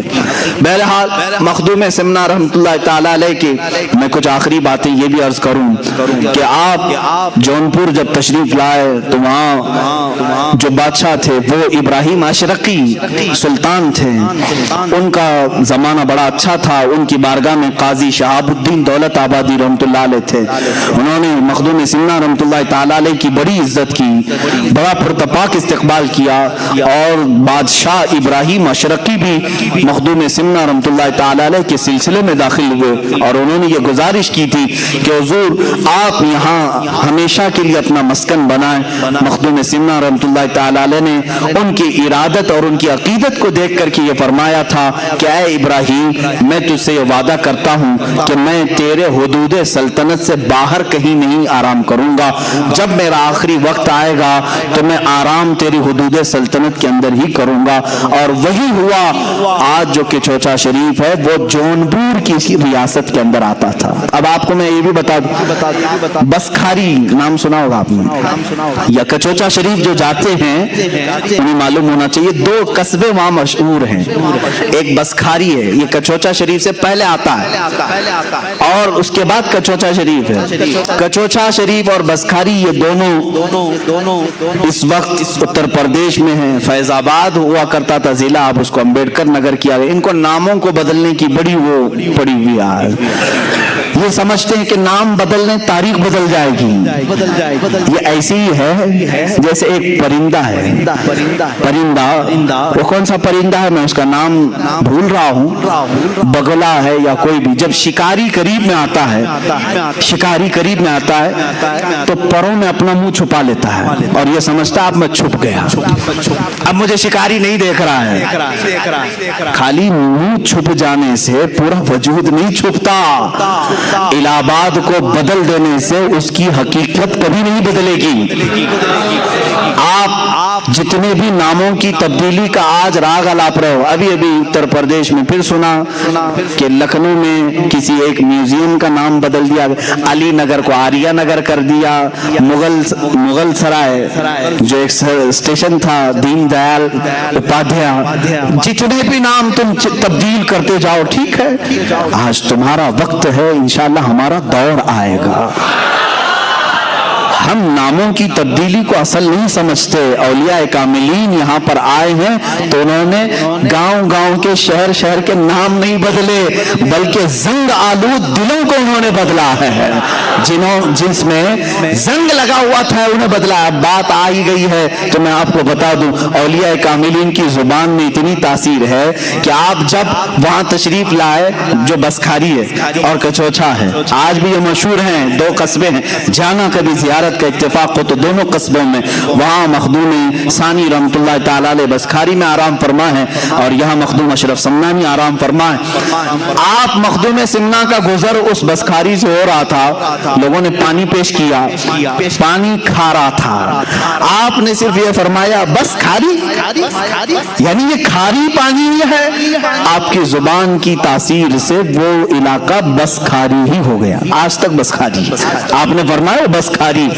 تھوڑا آپ آگے گزرے، آپ آگے آئے تو لوگوں نے پانی پیش کیا تو آپ نے فرمایا کچھ اچھا ہے۔ کیا فرمایا؟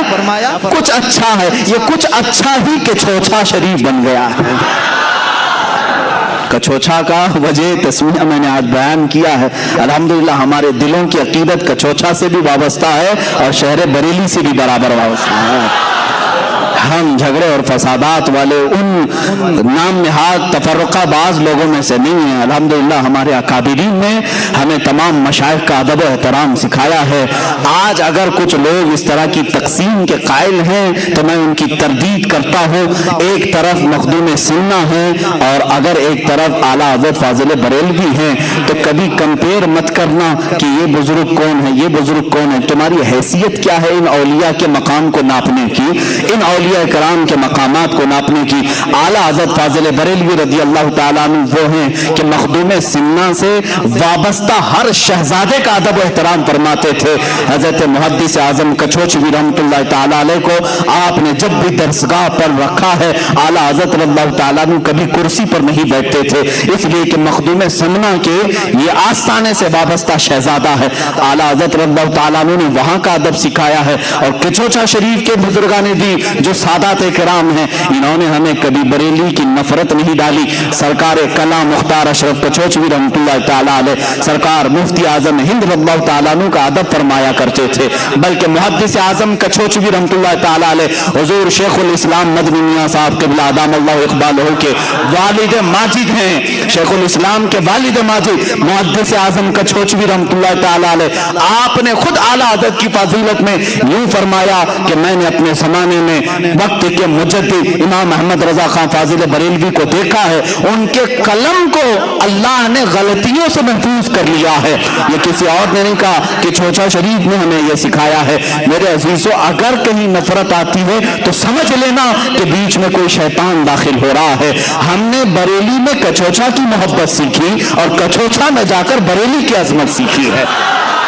الحمدللہ چند سال پہلے میں کچھوچا شریف کے عرس میں بھی حاضر تھا، بریلی شریف کے عرس میں بھی ہم حاضر ہوتے ہیں۔ ہم نے دیکھا مخدوم سنہ رحمۃ اللہ تعالیٰ علیہ کے عرس مقدسہ میں کچھوچا شریف میں، وہاں پر بریلی شریف کے سجادہ نشین بھی حاضر ہیں، نائب سجادہ نشین بھی ہیں، اعلیٰ حضرت کے خانقاہ کے شہزادے یہاں پر آئے ہوئے ہیں۔ اور جب بریلی شریف کے کل شریف میں دیکھا تو کچھوچا کے سادات بھی یہاں پر ہیں۔ پھر ہم نے سوچا پھر آخر یہ جو ماحول میں جو چند لوگ دکھتے ہیں یہ کون ہیں؟ تو پتا چلا کہ یہ بی جے پی اور کانگریس کے ووٹ لینے والے لوگ ہیں، ان کا مشائخ سے کوئی تعلق نہیں، اوپر سب معاملات صحیح ہیں، یہاں یہ ٹکڑوں پہ پلنے والے لوگوں کے معاملات ہیں۔ اسی لیے میرے عزیزو، ان معاملات میں ہمیشہ الرٹ رہو، اس لیے کہ آپ دیکھتے ہیں یہ جے جے جے جے جے کرتے بی جے پی کے جھنڈے لیے، جے جے جے جے کرتے کانگریس کے جھنڈے لیے، یہاں جا کر کے دیکھا تو ایسا لگا کہ یہ مودی کو پتہ نہیں کہاں سے کہاں نیچے اتار دے گا، پھر اسی شخص کو یہاں دیکھا تو ایسا لگا کہ کانگریس کو پتہ نہیں کہاں سے کہاں اتارے گا، کہ دونوں طرف کا آدمی ہے اور دونوں طرف بھی بجاتا ہے۔ اسی طرح سلاسل میں بھی کچھ لوگ داخل ہوتے ہیں، ادھر بھی اور ادھر بھی، اور دونوں کے درمیان نفرت پیدا کرنے کے لیے کبھی ان کی مخالفت یہاں آ کر کے کرتے ہیں، کبھی ان کی مخالفت وہاں جا کر کے کرتے ہیں۔ اللہ کا بڑا انعام و اکرام ہے ہمارے ان مشائخ پر جنہوں نے ہمیں درمیانی راستہ عطا فرمایا ہے۔ ہمارے لیے تاج الشریعہ بھی ہیں اور شیخ الاسلام بھی ہیں۔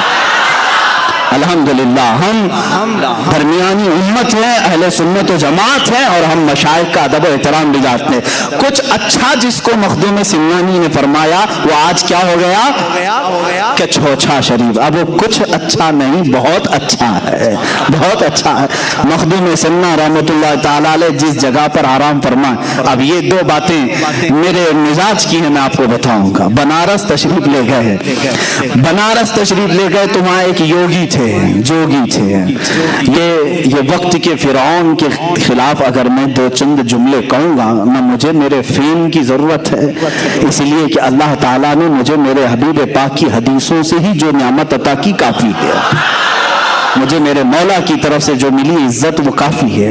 لیکن بنارس میں کچھ جوگی تھے, مخدوم سمنا کا انہوں نے زبردست بائیکاٹ کا اعلان کیا, یہاں آنے نہیں دیں گے. مخدوم سمنا رحمت اللہ تعالیٰ علیہ کو روکنے کی کوشش کی, آپ پہنچ گئے, وہاں کے علاقے میں جتنے تھے سب آئے. تو کچھ یوگی آئے, کچھ جوگی آئے, انہوں نے کہا کہ تم اپنا ایک نیا وہ لے کر کے آئے ہو, ہمارے ہاں ایک کھلبلی مچ جائے گی, فلاں ہوگا, تمہارا طریقہ صحیح نہیں. مخدوم سمنا رحمت اللہ علیہ نے فرمایا اچھا چلو ٹھیک ہے, تمہارا ہی طریقہ بتاؤ کیا ہے.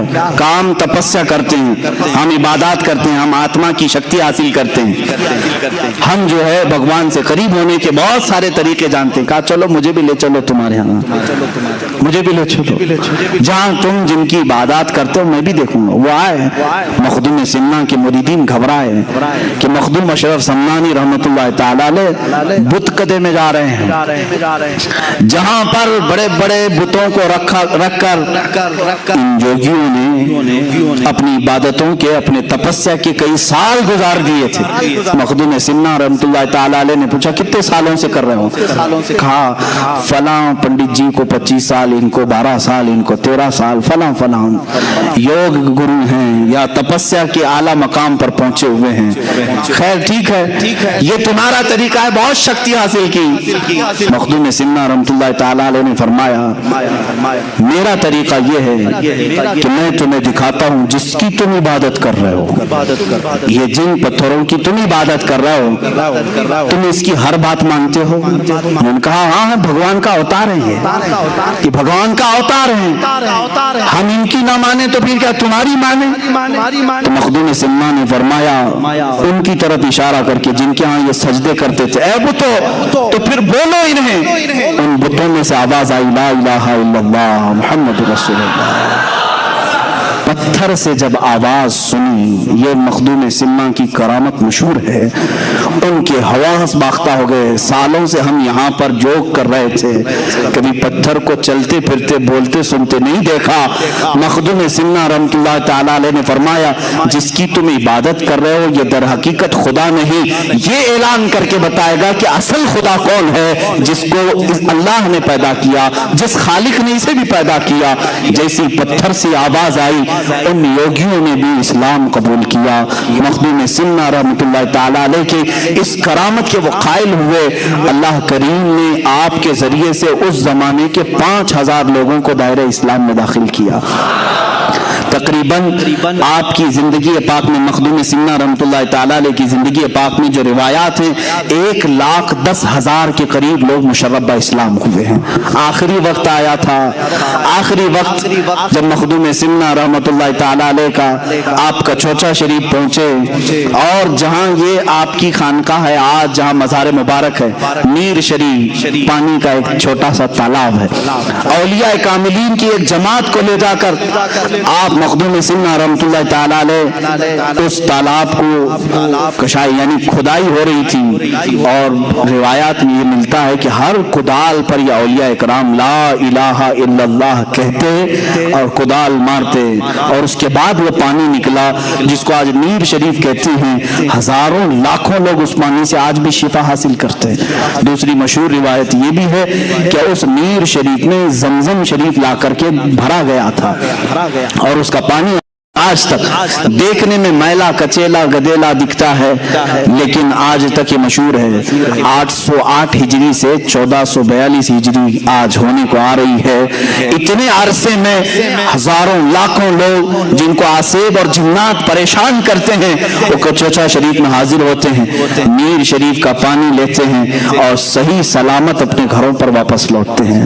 جن کو جنات پریشان کرتے ہیں وہ مخدوم سمنا رحمت اللہ تعالیٰ علیہ کی بارگاہ میں مقدمہ کرتے ہیں. یہاں ظاہر سی بات ہے میرے گھر پر کسی نے قبضہ کیا, میری پراپرٹی کسی نے ہڑپ لیا, تو کورٹ کچہری میں ہم کیس کریں گے, لیکن جنات اگر کچھ کریں تو کہاں جائیں, یہ کورٹ والے بھی بھاگ جائیں گے. جنات کون چھڑائے گا, یہ الگ دنیا ہے ان کی, یہ الگ طاقت ہے. اسی لیے جنات کا بھی جہاں فیصلہ ہوتا ہے وہ کچوچا مقدسہ مخدوم سمنا کی بارگاہ ہے. बुजुर्गों ने बाज़ाब्ता लिखा है। वहां जब आप पहुंचे तो वहां पर भी एक हाल यही था। लोगों ने कहा कि हुजूर यहाँ पर भी एक योगी हैं, वो भी योग कर रहे हैं और 500 लोगों के साथ बैठे हुए हैं, वो उठने को तैयार नहीं। मखदूम सिन्ना ने फरमाया उनसे कहो अब ये हमारा इलाका है, उनसे कहो अभी मेरे आराम की जगह है। उसके बाद जब लोगों ने कहा तो वो आसानी से उठने को उन्होंने मना किया, कहा कि नहीं चलो अपनी अपनी ताकत आजमा लेते हैं, जिसकी ताकत गालिब आएगी वो बैठेगा यहाँ पर। मखदूम सिन्ना रहमतुल्लाह ताला अलैह ने फरमाया ना, मैं उसके मुकाबिल में नहीं जाऊंगा। तो लोगों ने कहा कि हुजूर वो आपको चैलेंज कर रहा है। कहा मेरे दरबार में मेरा एक शागिर्द है, हजरत बहाउद्दीन दौलत आबादी रहमतुल्लाह ताला गालिबन इन्हीं का नाम आपने फरमाया। कहा कि जाओ उससे बात करो। तो उन्होंने कहा कि वो बहुत बड़ा पंडित है, जादूगर है, जादू दिखाता है। कहा तुम जाओ मेरे नाम से जाओ। हजरत मखदूम अशरफ सन्नानी रहमतुल्लाह अलैह का नाम लेकर के उतरे। उस योगी ने चूंटियों की फौज बना करके भेजी, चूंटियां जहां देखो चूंटियां। ये पहली मर्तबा मुरीद उतरे हैं मैदान में मखदूम सिन्ना के। आपने कहा ऐ अशरफ जमाना जमाने मदद नुमा, ये मशहूर है, जमाने के अशरफ मेरी मदद। इतना कह करके आपने फूंक मारा तो जमीन पर कोई चूंटी भी नहीं, कीड़ा भी नहीं, कुछ भी नहीं। फिर योगी जी ने अपने जादू से शेर बना करके दिखाए, जहां देखो शेर गुर्राते हुए आए। अब चूंकि सुल्तान मखदूम अशरफ सन्नानी रहमतुल्लाह अलैह की इस मुरीद सादिक का कल्ब बहुत मजबूत हो चुका था। आपने सिर्फ अपने पीर मुगा सैयदी अशरफ जहांगीर रहमतुल्लाह अलैह का नाम लिया और फिर उससे कहा योगी जी डुप्लीकेट शेरों से असली शेर का मुकाबला कैसे? ये बनावटी शेर है, जादू नजरबंदी को कहते हैं, हकीकत में होता नहीं, ये 3D इमेज है जो आज भी हो रही है। जादूगरी से तुम दिखा रहे हो और एक तरफ मुकाबला असली शेर से कर रहे हो।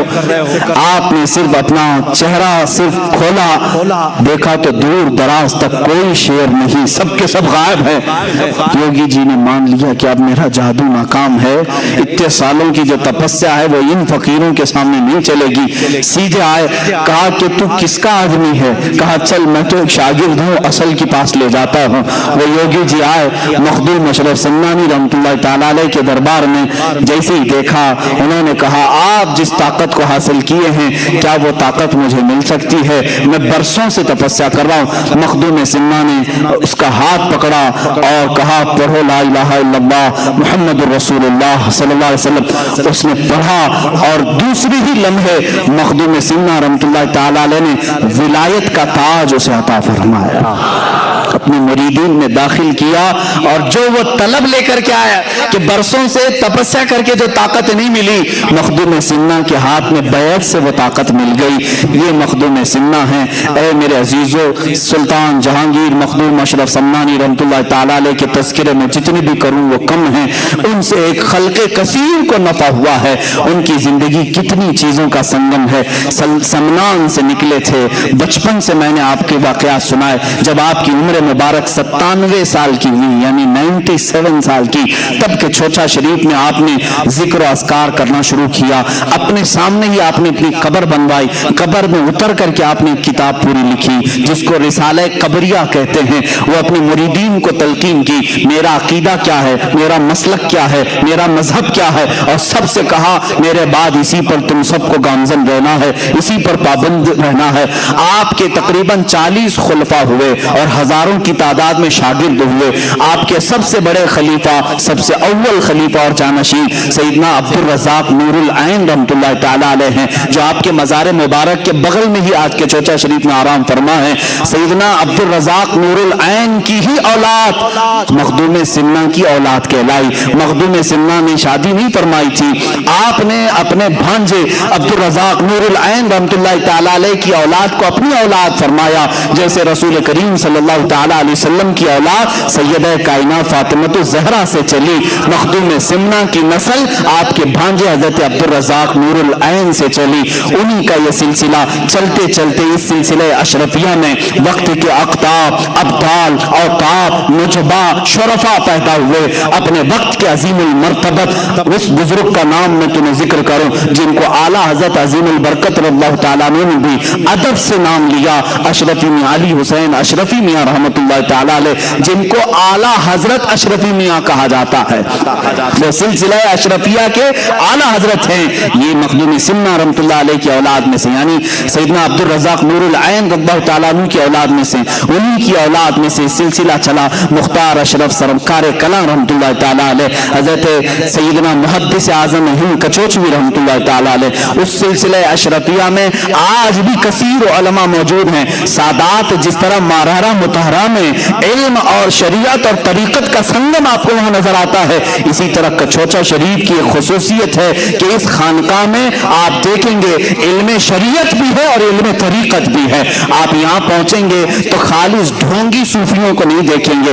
الحمدللہ آپ سلسلہ اشرفیہ کی گدی سنبھالنے والے آج بھی موجود اس عظیم المرتبت شیخ الاسلام کے پاس جائیں جنہوں نے تفسیر اشرفی کے جوہر نچھاور کیے ہیں. قرآن عظیم کی مضبوط اور بہترین محکم تفسیر بیان کی ہے اور جامع معقولات و منقولات ہیں. میرے والد گرامی حضرت مولانا محمد ابن حسن اللہ ان کی قبر پاک پر رحم فرمائے، میرے والد گرامی سیدنا شیخ الاسلام مدنی میاں صاحب قبلہ ادام اللہ اقبالہ کے زمانے طالب علمی کے عینی شاہد ہیں. اس زمانے سے جانتے ہیں جب جامعہ اشرفیہ مبارک پور میں وہ تعلیم حاصل کر رہے تھے، اس وقت بھی اپنی جماعت کے ممتاز علماء میں تھے، سب سے اول پوزیشن کے تھے. اسی طرح خانقاہ میں آج بھی علم ہے. وہاں کے شہزادوں کو ہم نے دیکھا ہے، جامعہ ازہر مصر تک پہنچے ہیں، بغداد تک پہنچے ہوئے ہیں. الحمدللہ یہ کچوچا شریف کی جو خانقاہ ہے آج بھی شریعت اور طریقت دونوں کا سنگم ہے. میری دعائیں ہیں مولا ان سادات کا سایہ ہمیشہ قائم و دائم رکھے. اور سلسلہ اشرفیہ کے قائد ملت حضرت سید محمود اشرف صاحب، میرے گہرے ان سے تعلقات ہیں. قائد ملت ممبئی تشریف لاتے ہیں، بڑی مہربانیاں، بڑی عنایتیں، بڑی لطف اندوزیاں فرماتے ہیں.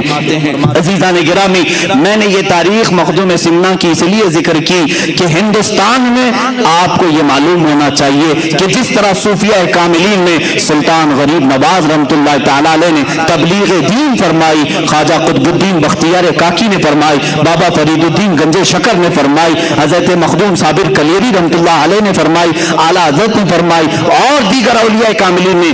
اسی طرح مخدوم کچوچا کا ایک بہت بڑا حصہ ہے تبلیغ اسلام کا.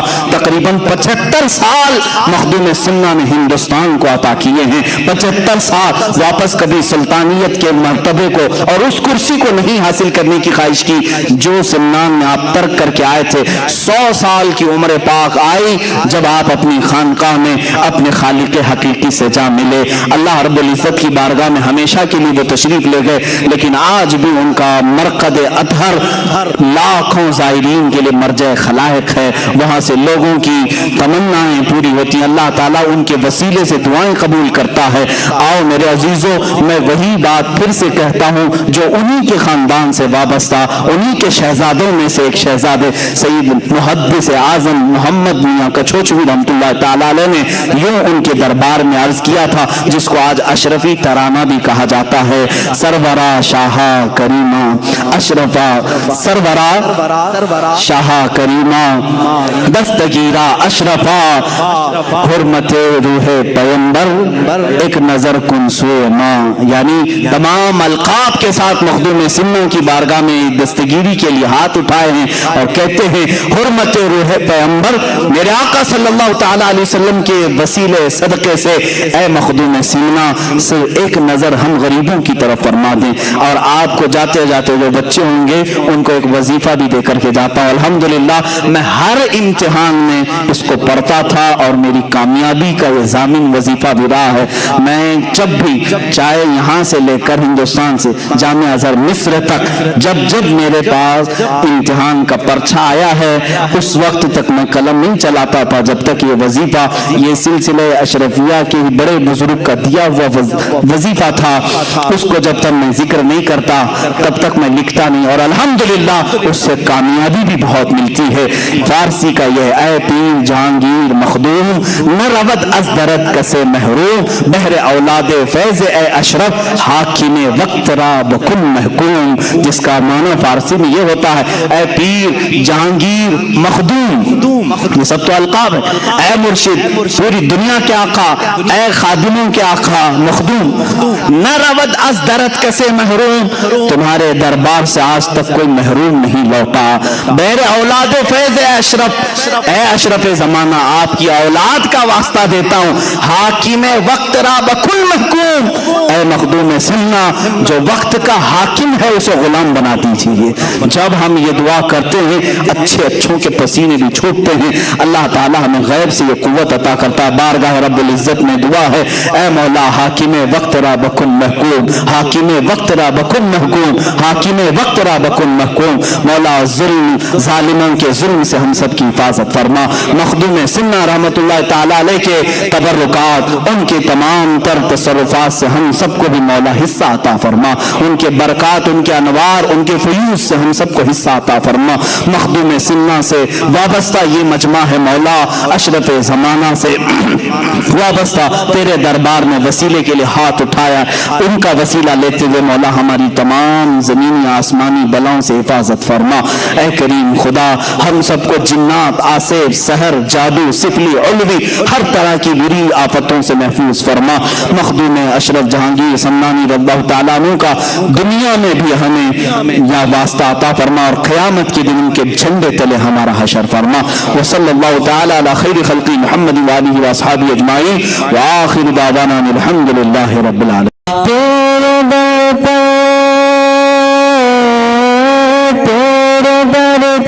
تیرا منگتا دست بستا ہے کھڑا، لاج رکھنے میرے آقا میرے خالی ہاتھ کا، سرورا شاہ کریمہ دستگیرا اشرفا، وإلى أرواح أئمة المجتهدين وجميع المؤمنين والمؤمنات وعامة المسلمين والمسلمات الأحياء منهم والأموات، خاصة إلى روح سيدنا وسندنا وقطبنا وشيخنا سيدي مخدوم أشرف جهانگير سمناني قدس الله سره الشريف، اللهم ببركة هؤلاء المذكورين تمم مقاصد ديننا ودنيانا وأخرانا يا رب العالمين، اللهم أوصل ثواب قراءتنا إلى روح سيدي وعقائي ومولاي السید اشرف جہانگیر سمنانی رحمت اللہ تعالی علیہ بن سلطان سید ابراہیم بن سید احمد الدین بن سید نور بخش بن سید ظہیر الدین